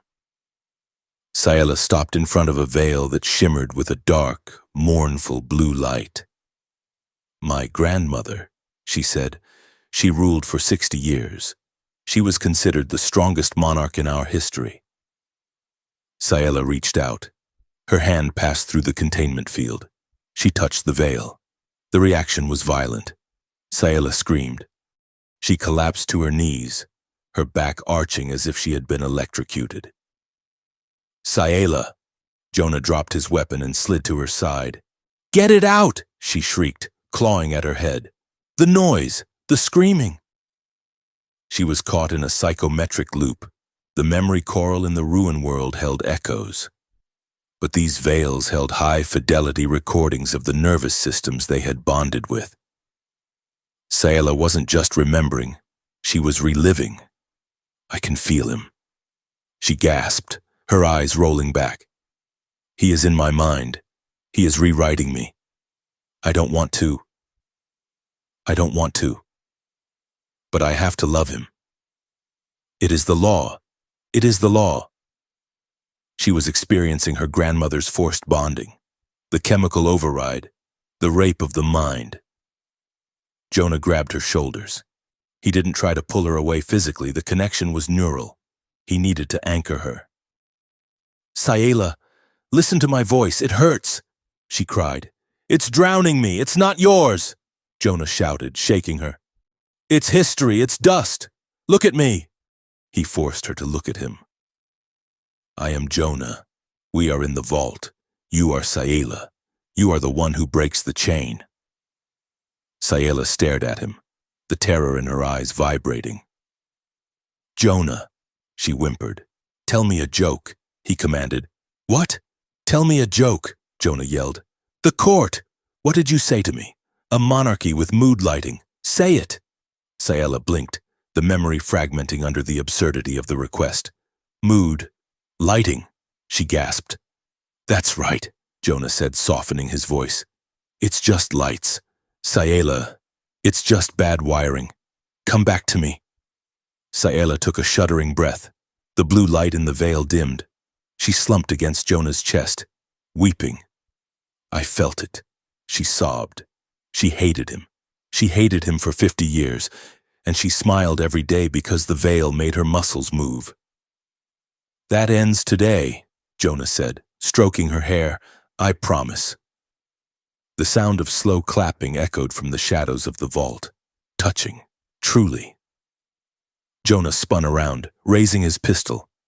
A figure stepped out from behind a row of cylinders. It was an older Ethelgardian male, dressed in the flowing robes of a high advisor. His face was kind, lined with age, the face of a grandfather. Advisor Corvus. Sayla breathed, struggling to her feet. "I told the regent you would come here," Corvus said, shaking his head sadly. "You always were sentimental. Sayla, you come to cry over old clothes while your kingdom burns." "You betrayed me," Sayla said, her voice hollow. "You taught me to read. You taught me statecraft. And I am teaching you now." Corvus said, "The regent offers order. He offers a future where we are the masters, not the curiosities. You, my dear, are too soft. You let this human pet confuse you with talk of choice. Empires are not built on choice. They are built on necessity. He tapped a communication link on his wrist. Security. I have them in the wardrobe. Send the containment team. Jonah tensed, ready to fire, but Ciela put a hand on his arm. Wait, she whispered. She looked at Corvus. She didn't look angry anymore. She looked disappointed. You think I am soft? Corvus? She asked. I think you are broken, he replied. Ciela straightened. She wiped the tears from her face. You are right, she said. I am sentimental. That is why I am not going to kill you. Corvus blinked. What? Ciela pulled the data shard from her pocket. I knew there was a leak in the inner circle, she said. I just didn't want it to be you. But because it is you, I can use you. She tossed the shard to Jonah. Upload it, she commanded. Jonah jammed the shard into the vault's maintenance console. Corvus laughed. You think you can override the security from here? The system is locked. We aren't overriding security, Ciela said. We are broadcasting. Jonah hit the enter key. The console flared green. Corvus frowned. What did you just do? Ciela smiled. It was the cold smile from the throne room, the one that didn't reach her eyes. I just authorized a priority override for the Veil Ascension broadcast lattice. Using your biometric clearance code, which you just broadcasted to the local network when you called security. Corvus looked at his wrist link. The light was pulsing rapidly. You tricked me. I baited you, Ciela said. You thought I was crying over a dress. I was waiting for you to open the line. The sound of heavy boots echoed in the corridor outside. The guards were coming. Corvus looked at the door, then at Ciela. They will arrest you, he stammered. Yes, Ciela said. They will take me to the stage, which is exactly where I need to be. She turned to Jonah. This is it, she said. Jonah holstered his weapon. He looked at Corvus, who was staring at his wrist link in horror. You were right about one thing. Advisor, Jonah said. She is sentimental. She gave you a chance to walk away. I wouldn't have... The doors burst open. Squads of the Regent's elite guard poured in. Weapons leveled. Drop it! The captain screamed. Jonah raised his hands. Ciela stood tall, her chin lifted. Take us to the Regent, she commanded. We are ready for the wedding. They were separated immediately. Jonah was dragged to a holding cell beneath the great dais, while Ciela was taken to the preparation chambers. An hour later, the cell door hissed open. 2 guards hauled Jonah out. They didn't take him to a dungeon. They took him to the stage. The great dais was a floating platform suspended above the capital's central plaza. It was night, but the air was bright as noon, illuminated by thousands of drones and the glowing spires of the city. Below, a sea of millions of citizens watched in silence. The regent stood at the center of the platform. He was a magnificent, terrifying figure in gold armor. Beside him stood Ciela. She had been scrubbed clean. The gray paste was gone. She gleamed in the spotlight, her living veil pulsing with a chaotic rhythm of fear and defiance. Jonah was thrown to his knees at the edge of the platform. He looked up and saw a drone hovering inches from his face. The red light was on. We are live, he thought, and thousands of light years away, on Earth. People were watching too. The regent stepped forward, his voice amplified by the lattice. Citizens of Ethelgard, people of Earth, tonight we heal the divide. Tonight we witness the union that will bring prosperity to both our worlds. He gestured to Jonah. See the human, he boomed. He came to us as a stranger, but he has learned the joy of submission. He has begged for the honor of the bond. The regent looked at Ciela. And our princess, he said, his voice dropping to a theatrical purr. She has wandered, but she has returned. She accepts her duty. He held out a hand. A ceremonial dagger lay on his palm. It wasn't for killing, it was for cutting the seal of the veil. The crowd held its breath. The silence was absolute. Saela stepped forward.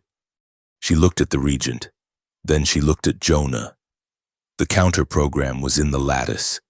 It was dormant, waiting for a trigger. Saela looked into the drone camera. "I do not accept," she said. Her voice was not loud, but the amplifiers caught it. The regent froze. He smiled, a tight, pained rictus. "The princess is overwhelmed," he said smoothly. "The joy is too much. I do not accept a lie," Saela said, louder this time. She turned to Jonah. She walked across the stage, ignoring the regent, ignoring the guards. She stopped in front of him. She knelt down, bringing her face level with his. The crowd gasped. A royal never knelt. "Jonah," she said. The microphone caught the tremble in her breath. She reached for the collar of her veil. "I have to do this," she whispered to him, off mic. "I have to show them what I am. I have to show them the skin they want to sell." Jonah looked at her. He saw the terrifying resolve in her eyes. She was going to remove the veil. She was going to strip herself bare in front of two worlds to prove a point. But she was also terrified that once she did it, once the barrier was down, the expectation of the bond would trap him. "I will not trap you," she whispered. "When the light goes out, you are free to look away. You are free to leave." Jonah reached out. He took her hands. They were trembling. He looked at the regent, who was signaling the guards to cut the feed. But the resistance had locked the signal. The world was watching. He looked back at Saela. "If you do this," he said, his voice clear and steady, "it's not for them, and it's not for the regent." He squeezed her hands. "It's for us." Saela nodded. Tears spilled from her luminous eyes. She stood up. She faced the galaxy. And she repeated the words that had started it all, not as a seduction, but as a declaration of war. "If you undress me, you accept my species," she cried out. She gripped the seal of her living armor. "But if you do it," she said, looking straight at the regent, "it must be free." She ripped the seal open. The air above the capital was not silent. It was vibrating. The great dais did not merely float. It hung suspended in a magnetic field so intense that the hairs on Jonah's arms stood upright, shivering in static unison. Below them, the stadium court stretched like a bowl carved from light, filled with an ocean of spectators. There were millions of them, a sea of pale faces and dark robes, swaying in a rhythmic, hypnotic motion. They did not cheer. They did not scream. They chanted in a harmonic silence, a low-frequency hum that bypassed the ears and resonated directly in the chest cavity, a thrumming reminder of the power of the many over the one. Jonah knelt at the edge of the platform, the cold metal biting into his knees. He was dressed in ceremonial rags, a deliberate choice by the regent's stylist to emphasize his foreignness, his primitive status. Drones buzzed around him like angry fireflies, their red recording eyes unblinking, beaming his humiliation to every screen on the planet and, via the encrypted stream, back to Earth. He looked across the expanse of the dais. Saela stood 20 feet away. She was terrifying. The stylist had stripped away the gray industrial paste of the resistance, polishing her living veil until it shone with a blinding, diamond-hard radiance. She looked less like a woman and more like a star cut into human shape. Her posture was rigid, her chin lifted high enough to shatter glass. But Jonah knew where to look. He watched the line of her jaw. It trembled. a microscopic vibration of muscle that betrayed the terror screaming behind her eyes. Fear was not absent. It was merely mastered, held in a chokehold by centuries of royal discipline. The regent paced between them, his gold armor reflecting the lights of the drones when he looked like a sun god, benevolent and cruel. Citizens. The regent's voice boomed, amplified not just by speakers but by the empathic lattice that blanketed the city. We stand at the precipice of a new age, an age of unity, an age where the chaotic impulses of the galaxy are brought to heel by the order of Ethelgard. He gestured toward Jonah with a sweeping, theatrical hand. Look at him, the envoy of Earth. He came to us confused, ruled by base desires, a creature of impulse. He sought to steal from us. He sought to corrupt our princess with the chaotic lust of his species. The regent walked closer to Jonah, looking down with a pity that felt like acid. But we are a merciful people. We do not destroy the wild things. We tame them. We teach them that true freedom lies in submission. Jonah spat on the pristine floor. I am not wild, Jonah said, his voice raspy but loud enough for the nearest drone to catch. And I am not yours. The regent smiled. It was the smile of a man who held the detonator. Not yet, the regent said softly. He tapped a command into his bracer. The air around Jonah changed instantly. It didn't get hot. It got heavy. A sweet, cloying scent flooded his nostrils. Lilac, ozone, and something deeper. Something that smelled like the memory of a first kiss. The neural pollen system. It hit Jonah's bloodstream in seconds. It wasn't pain. Pain he could have fought. This was worse. It was a tsunami of artificial adoration. His heart hammered a frantic rhythm against his ribs. His vision swam, the edges blurring into a soft, romantic gold. He looked at the regent and felt a sudden, sickening urge to bow, to please, to belong. He looked at Sayela and felt a hunger so intense it made his teeth ache. Not a desire to know her, but a desire to consume her, to be consumed by her, to disappear into the safety of her light. Submit, the chemicals whispered in his blood. It is so easy. Just let go. Jonah dug his fingernails into his palms until the skin broke. The sharp sting of pain was a lifeline. He focused on it. He focused on the blood. Desire is not consent, he gritted out through clenched teeth. The regent frowned, tapping the bracer again to increase the dosage. Desire is not consent, Jonah shouted, the words tearing from his throat. He looked at Sayela. She was staring at him, her eyes wide. She saw him fighting. She saw the sweat pouring down his face, the veins bulging in his neck as he warred against his own biology. She stepped forward. The movement rippled through the crowd below. The chanting faltered for a second. My regent, Sayela said. Her voice was clear, ringing like a bell across the platform. The regent turned to her, annoyed by the interruption. The ritual is not yet complete, princess. The subject is resisting the blessing. He is not resisting the blessing, Sayela said, walking toward the center of the dais. He is resisting the lie. The regent stiffened. What are you doing? Sayela turned to the drones. She looked directly into the lens, into the eyes of her people, into the eyes of the Earth observers. We are told that the bond is sacred, she said. We are told that the veil protects the soul. We are told that unity is the highest virtue. She paused. The counter-program, injected into the broadcast lattice by the resistance, was dormant, waiting for a vocal key. But unity without truth is not a marriage, she declared, her voice rising.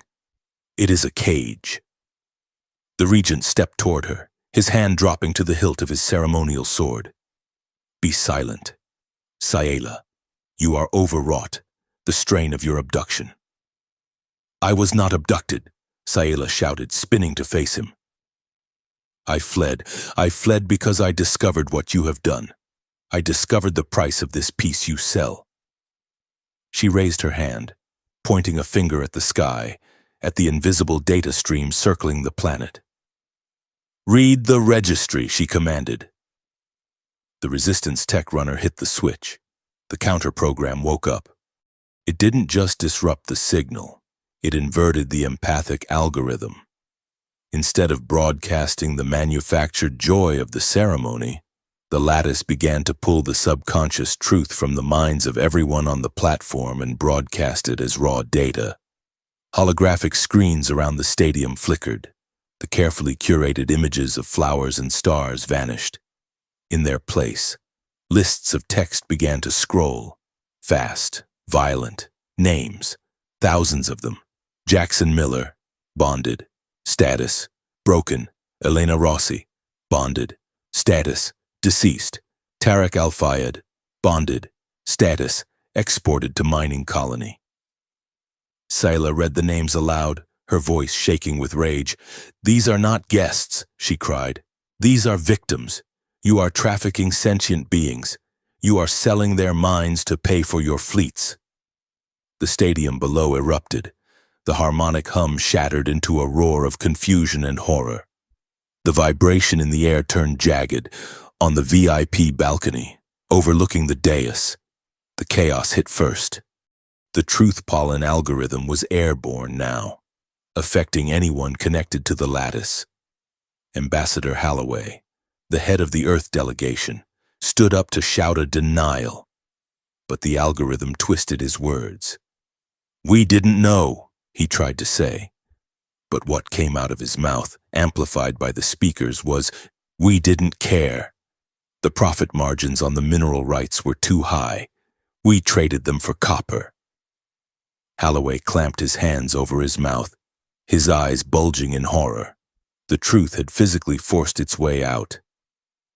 Next to him, a High Duchess tried to call for guards. "Protect the Regent," she meant to scream. Instead, she shrieked, "Protect my investments. I own shares in the bonding centers." The illusion was dissolving in real time. The nobility, the collaborators, the architects of the conspiracy, they were vomiting their secrets onto the global feed. The Regent looked around wildly. His perfect ceremony was turning into a public autopsy of his regime. He looked at the screens, at the damning text, at the ambassador confessing on his knees. Then he looked at Sayla. "You," he snarled. "You ungrateful, treasonous child." He lunged at her. He didn't draw his sword. He went for something more damaging. He reached for her veil. If he ripped it off, if he exposed her by force in front of the cameras, the shame would be absolute. In their culture, a forced unveiling was a spiritual execution. It would strip her of her rank, her dignity, and her voice. Sayla tried to dodge, but the Regent was a warrior in power armor. He grabbed her shoulder, his metal gauntlet grinding against her living glass. "You want to be seen?" he roared. "Then let them see all of you." Jonah moved. The pollen was still screaming in his blood, telling him to submit, to stay down, to worship the golden figure of the Regent. But Jonah had spent his life navigating minefields. He knew how to ignore the noise and focus on the wire. He launched himself from his knees. He didn't have a weapon. He was a weapon. He slammed into the Regent's side, a shoulder check that carried all the momentum of a desperate man. The Regent staggered, his grip on Sayla slipping. Jonah stood between them, breathing hard, his fists clenched. "Don't touch her," Jonah growled. The Regent laughed, a harsh barking sound. "And what will you do, earthworm? If you touch her, if you lay one finger on her to defend her, the law counts it as a claim. You will bind yourself to her, and I will execute you both for an illicit union."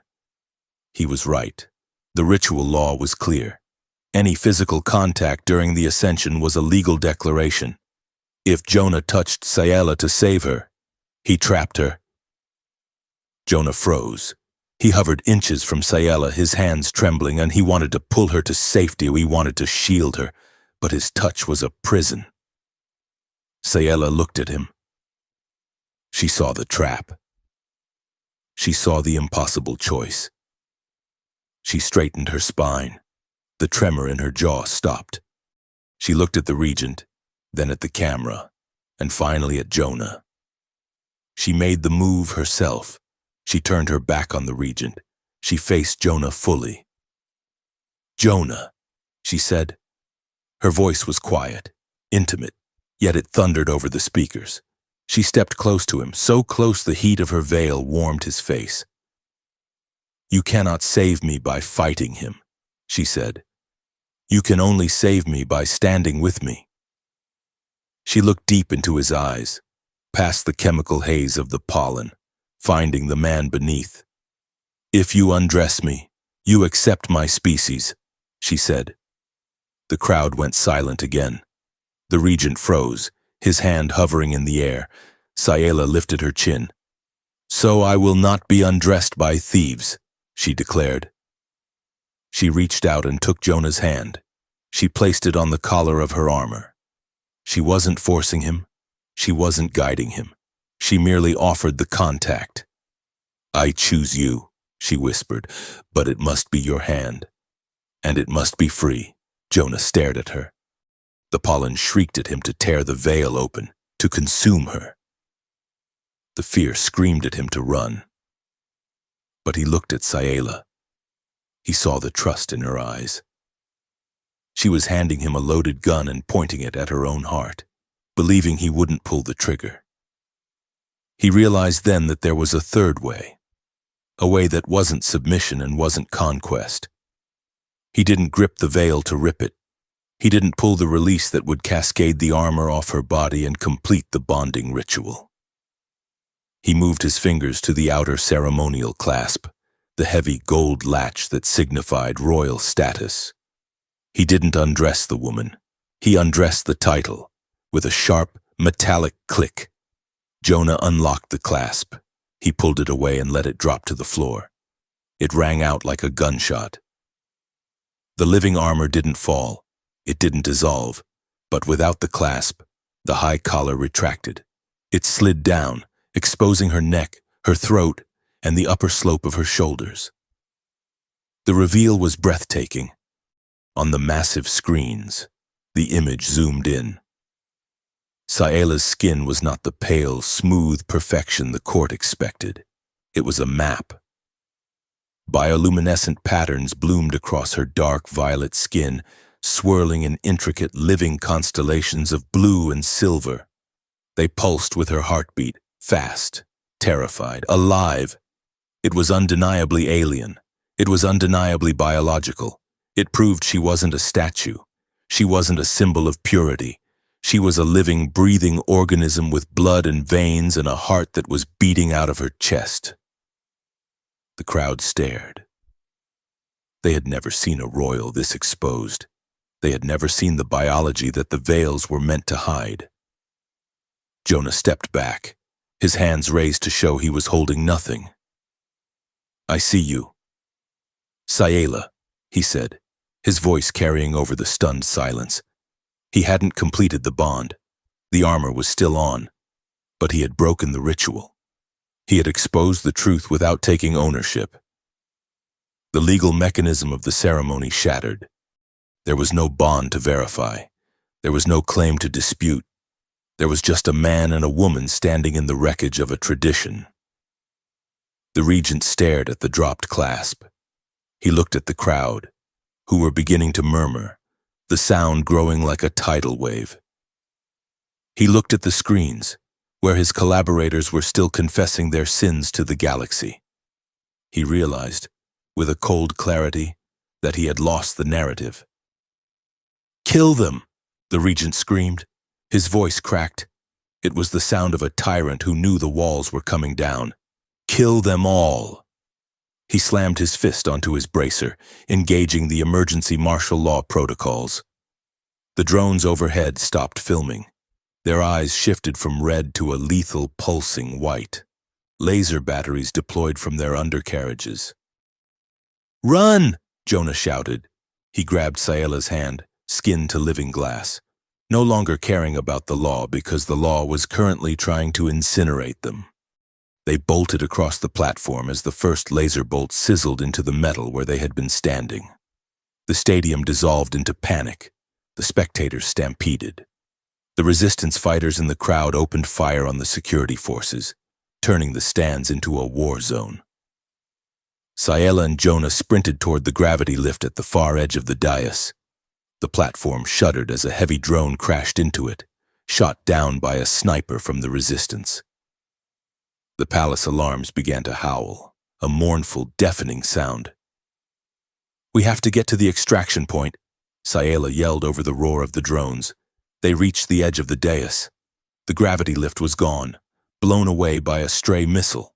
"Jump," Jonah commanded. There was a maintenance gantry 20 feet below. It was a suicide jump, but staying was a death sentence. They leaped into the void. Jonah hit the metal grate hard, rolling to absorb the impact. Saela landed beside him, her living armor absorbing the shock, rippling violently. They scrambled up, running along the narrow catwalk that connected the floating stadium to the main palace spire. Ahead of them, the resistance extraction team was waiting at a docking bay. A battered transport ship was spooling up its engines. "We made it," Jonah gasped, his lungs burning. But as they neared the bay, a blast door slammed shut between them and the ship. "No!" Saela screamed. Through the thick transparasteel window of the door, they saw the scene unfold. Regent's guards had breached the bay from the other side. They had the resistance team pinned, and in the center of the chaos, held by two massive soldiers, was Bex. The attendant was thrashing, biting, kicking, but he was small and unarmored. A guard raised a stun baton, preparing to silence him. Bex looked up. He saw Saela through the window. He shook his head. He mouthed one word, "Go." The transport ship was taking fire. It lifted off, abandoning the bay, abandoning Bex. Saela froze. The palace forces were closing in behind them. Jonah could hear the boots on the gantry. "We have to go," Jonah said, grabbing her arm. "We can enter the ventilation shafts. We can disappear into the city." Saela looked at the vent. It was freedom. It was survival. Then she looked at Bex. Bex, who had raised her. Bex, who had scrubbed the floors. Bex, who was about to be executed because he had helped her. She looked at Jonah.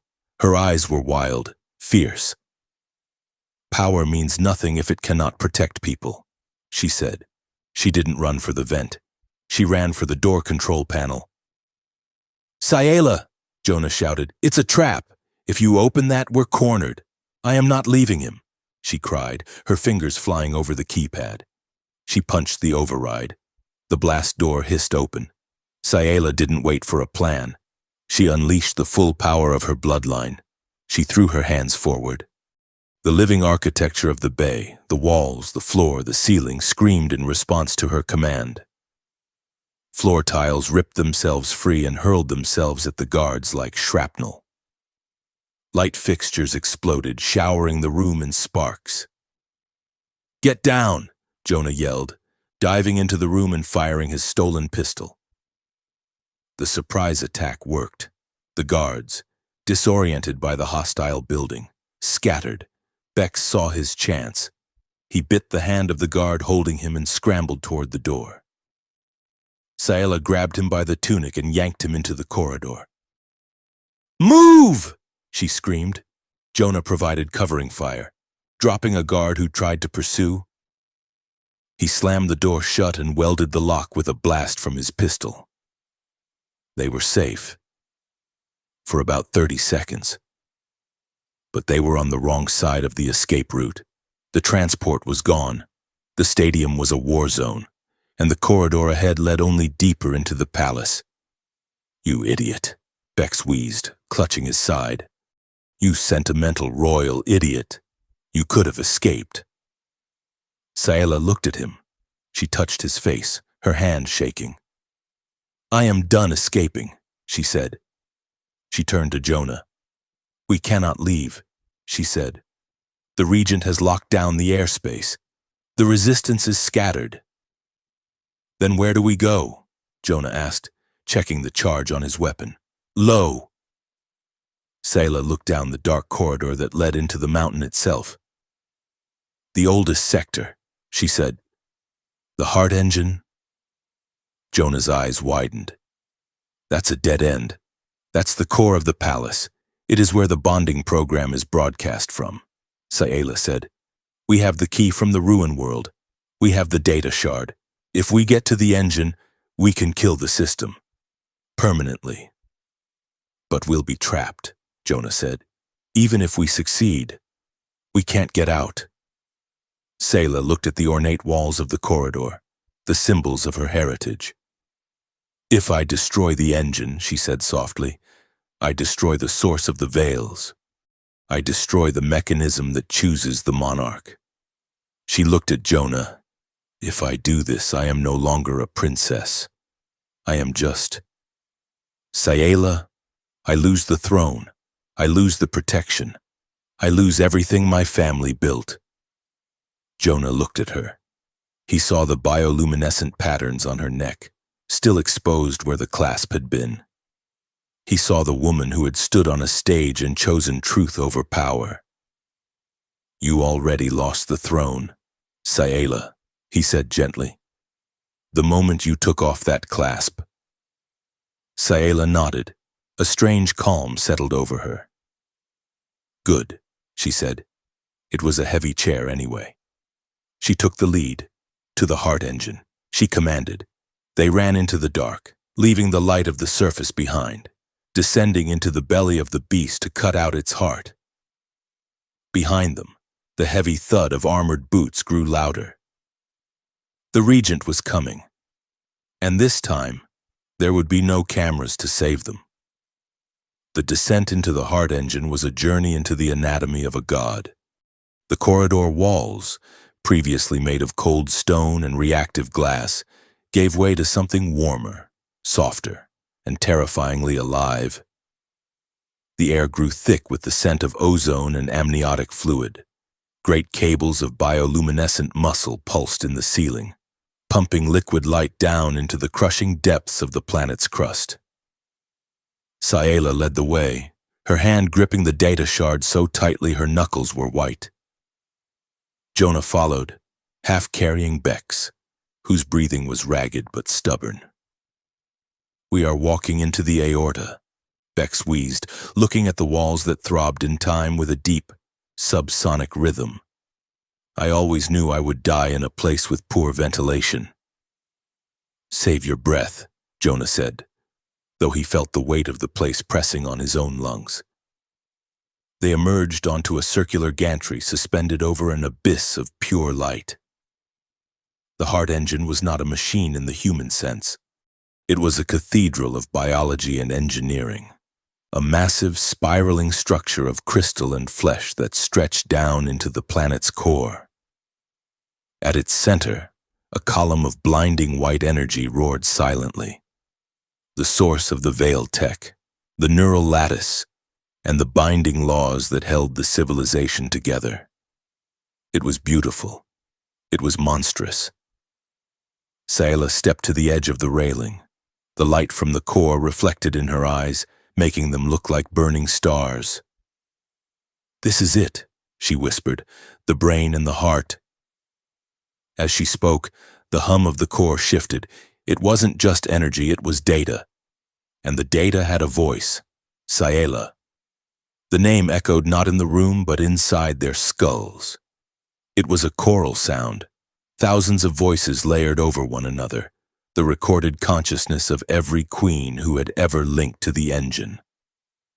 "You bring a weapon to the cradle," the voices murmured. "You bring a thief to the altar." "I bring the truth," Saela said, her voice trembling but loud. "The truth is chaos," the engine replied. The platform vibrated, mist rising from the depths to form ghostly shapes, women in high collars and heavy crowns. We built the veils to tame the savage nature of our blood. We built the bond to ensure loyalty. Without it, there is only war. There is only the dark. A pedestal rose from the floor, liquid glass solidifying into a console. It offered her a choice, a slot for the key, a slot to recalibrate the system, to tighten the leash, to make the bond absolute and unbreakable. Insert the key. The voice is tempted. Secure your throne. Bind the Earthman. Bind the Regent. Rule as a god, not a woman. Peace requires a heavy hand. Sayla looked at the pedestal. It was the easy way. It was the way her grandmother had chosen. Jonah stepped up beside her. He felt the pull of the machine, the seductive promise of absolute safety. He looked at Sayla, at the sweat on her brow, at the raw, exposed skin of her neck where the clasp used to be. He thought about the thrill he had felt when he first saw her, the mystery, the danger. He thought about the pull of the bonding chamber. "I liked it," Jonah said softly. Sayla turned to him, startled. "What?"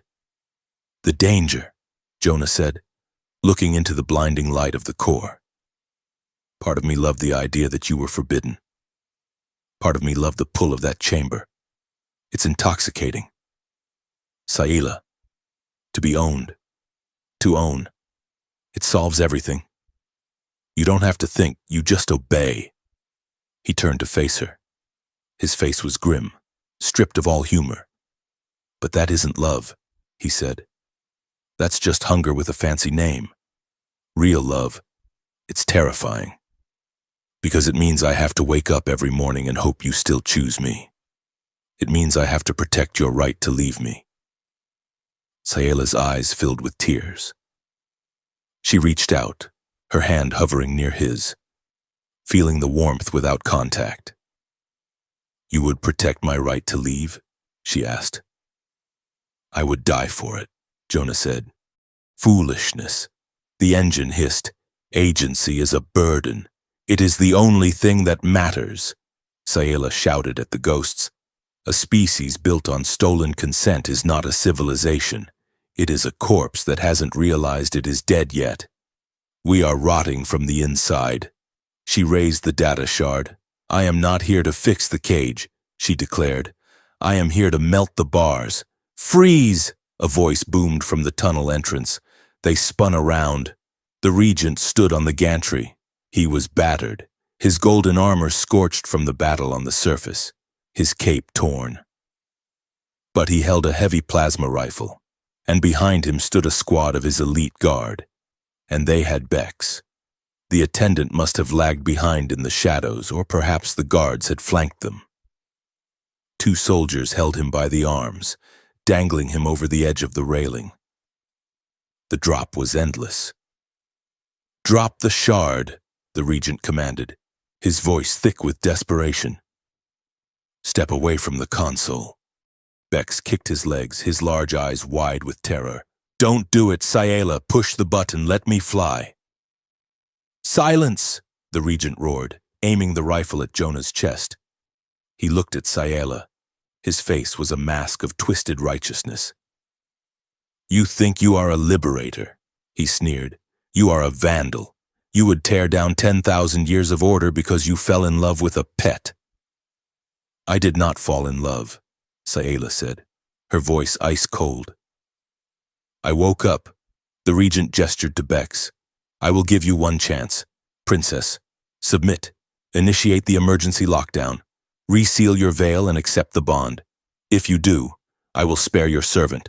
I will spare the Earthman. We will rule together, as the law demands." He pushed Bex further over the edge. The attendant screamed. Sayla froze. She looked at the console, the button that would free her world. Then she looked at Bex, the only family she had left. The calculation was brutal. The freedom of millions against the life of one friend. Sayla stammered, her hand lowering. "I cannot let him die." "Yes," the engine whispered. "Sacrifice the many for the one. That is the royal way. Sayela took a step toward the regent. I surrender, just pull him back. No, Jonah said. He didn't shout. He didn't draw his weapon. He stepped between Sayela and the regent, blocking her path. Jonah, move! Sayela cried. He will kill him. If you submit now, Jonah said, keeping his eyes on her, you are killing Bex anyway. You are killing everything he is. You are turning him into a drone in your new empire.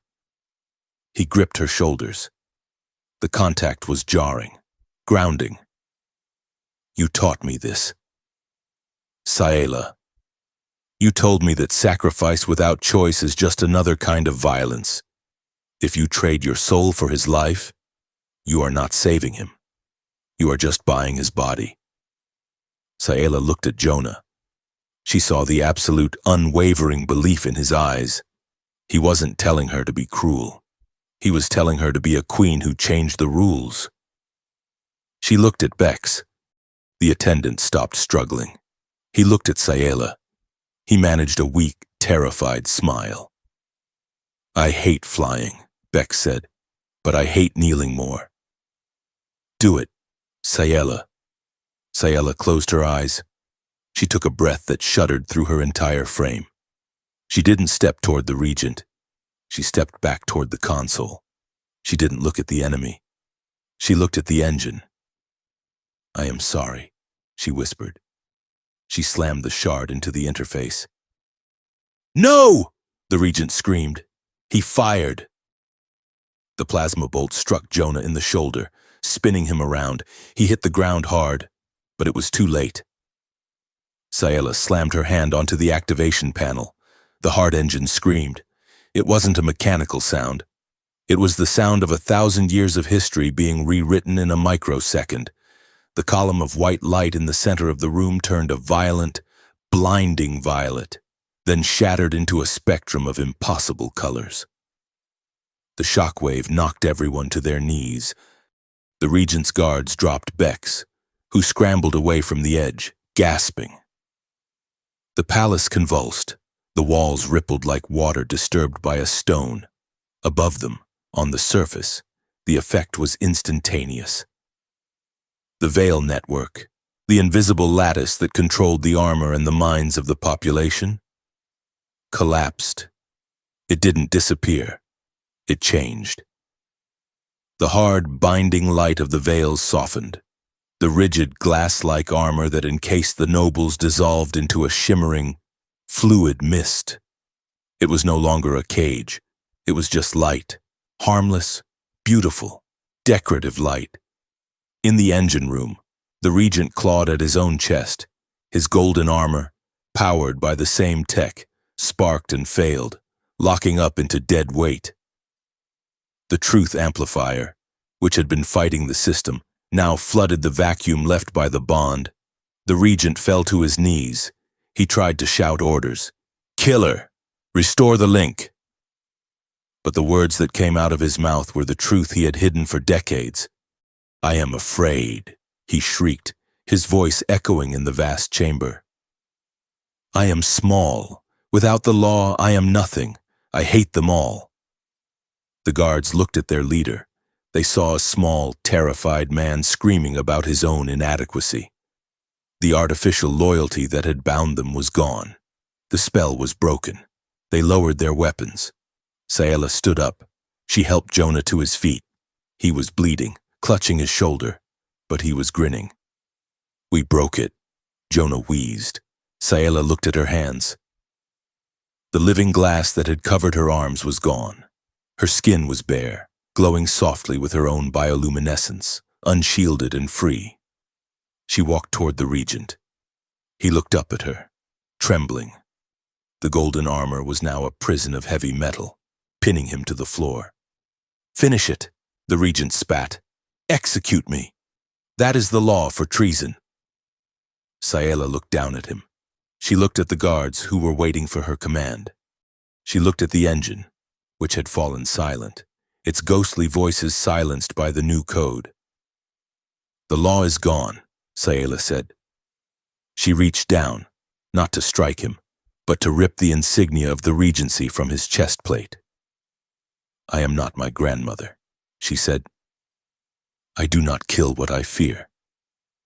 She tossed the insignia into the abyss of the core. "You are exiled," she said. "You will live on the outer rim. You will work the vapor farms. You will learn what it means to serve with your own hands, not with stolen minds." The regent stared at her. Exile was a fate worse than death for a man of his station. It was irrelevance. "Take him," Sayela commanded the guards. The soldiers hesitated, then nodded. They hauled the screaming former ruler to his feet and dragged him away. Sayela turned back to the console. The screen was flashing red. System critical. The text read, "Royal interface incompatible. User unbound." The engine spoke one last time.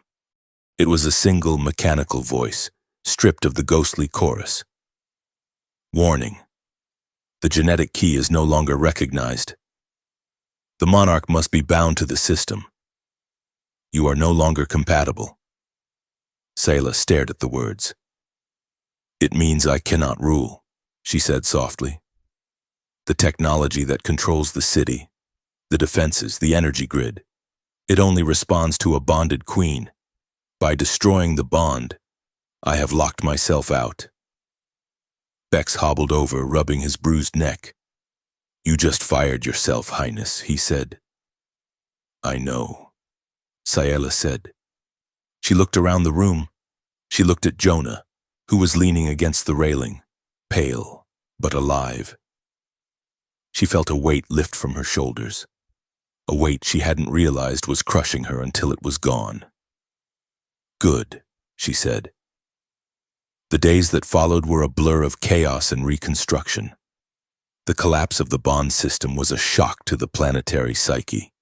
There were riots, celebrations, and panic.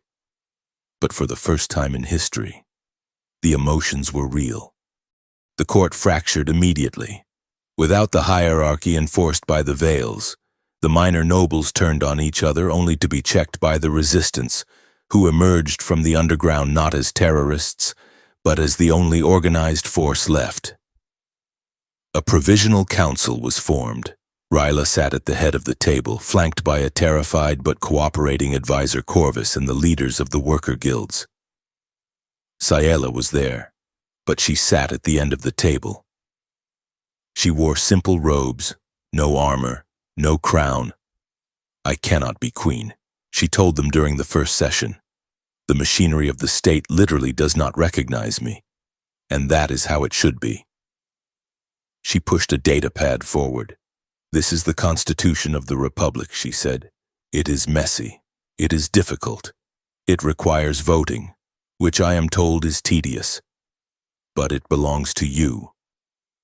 She stepped back from the monarchy, not with a grand speech, but with a signature on a piece of glass. That night, she found Jonah. He was in the palace's infirmary, packing a small bag. His shoulder was bandaged, and he moved stiffly, but he was upright. "Leaving so soon?" Sayela asked from the doorway. Jonah turned. He smiled, and it reached his eyes. "My job is done," he said. "The treaty is void. Halloway is in custody. Earth is sending a new delegation, one that actually reads the fine print. I figure I should get out of the way before the politicians start arriving." Sayela walked into the room. The infirmary was quiet, the lights dimmed to a soothing amber. There was no hum of veil tech, no static in the air, just the silence of two people in a room. "I am leaving too," Sayela said. Jonah paused. "Where?" "The stars," she said. "The council asked me to be an envoy, to travel to the other systems, to Earth, to explain what happened here, to warn others about the price of stability." She stepped closer to him. She was wearing a tunic of soft, woven fabric. Her arms were bare. Her neck was bare. The bioluminescent patterns on her skin pulsed with a slow, steady rhythm. "It is a diplomatic mission," she said.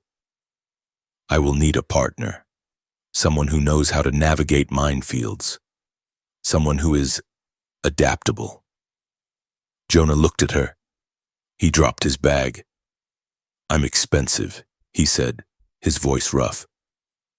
"I have no money," Scylla replied. "I gave it all to the treasury." She stopped a foot away from him.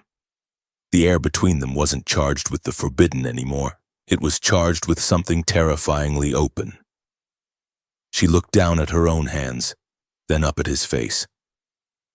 "There is no armor," she whispered. "There is no law forcing you to stay. There is no chemical making you want me." She took a breath. She reached for the top button of her tunic. It wasn't a ceremonial clasp. It was just a button. Jonah watched her. He didn't move. He waited. Scylla undid the button.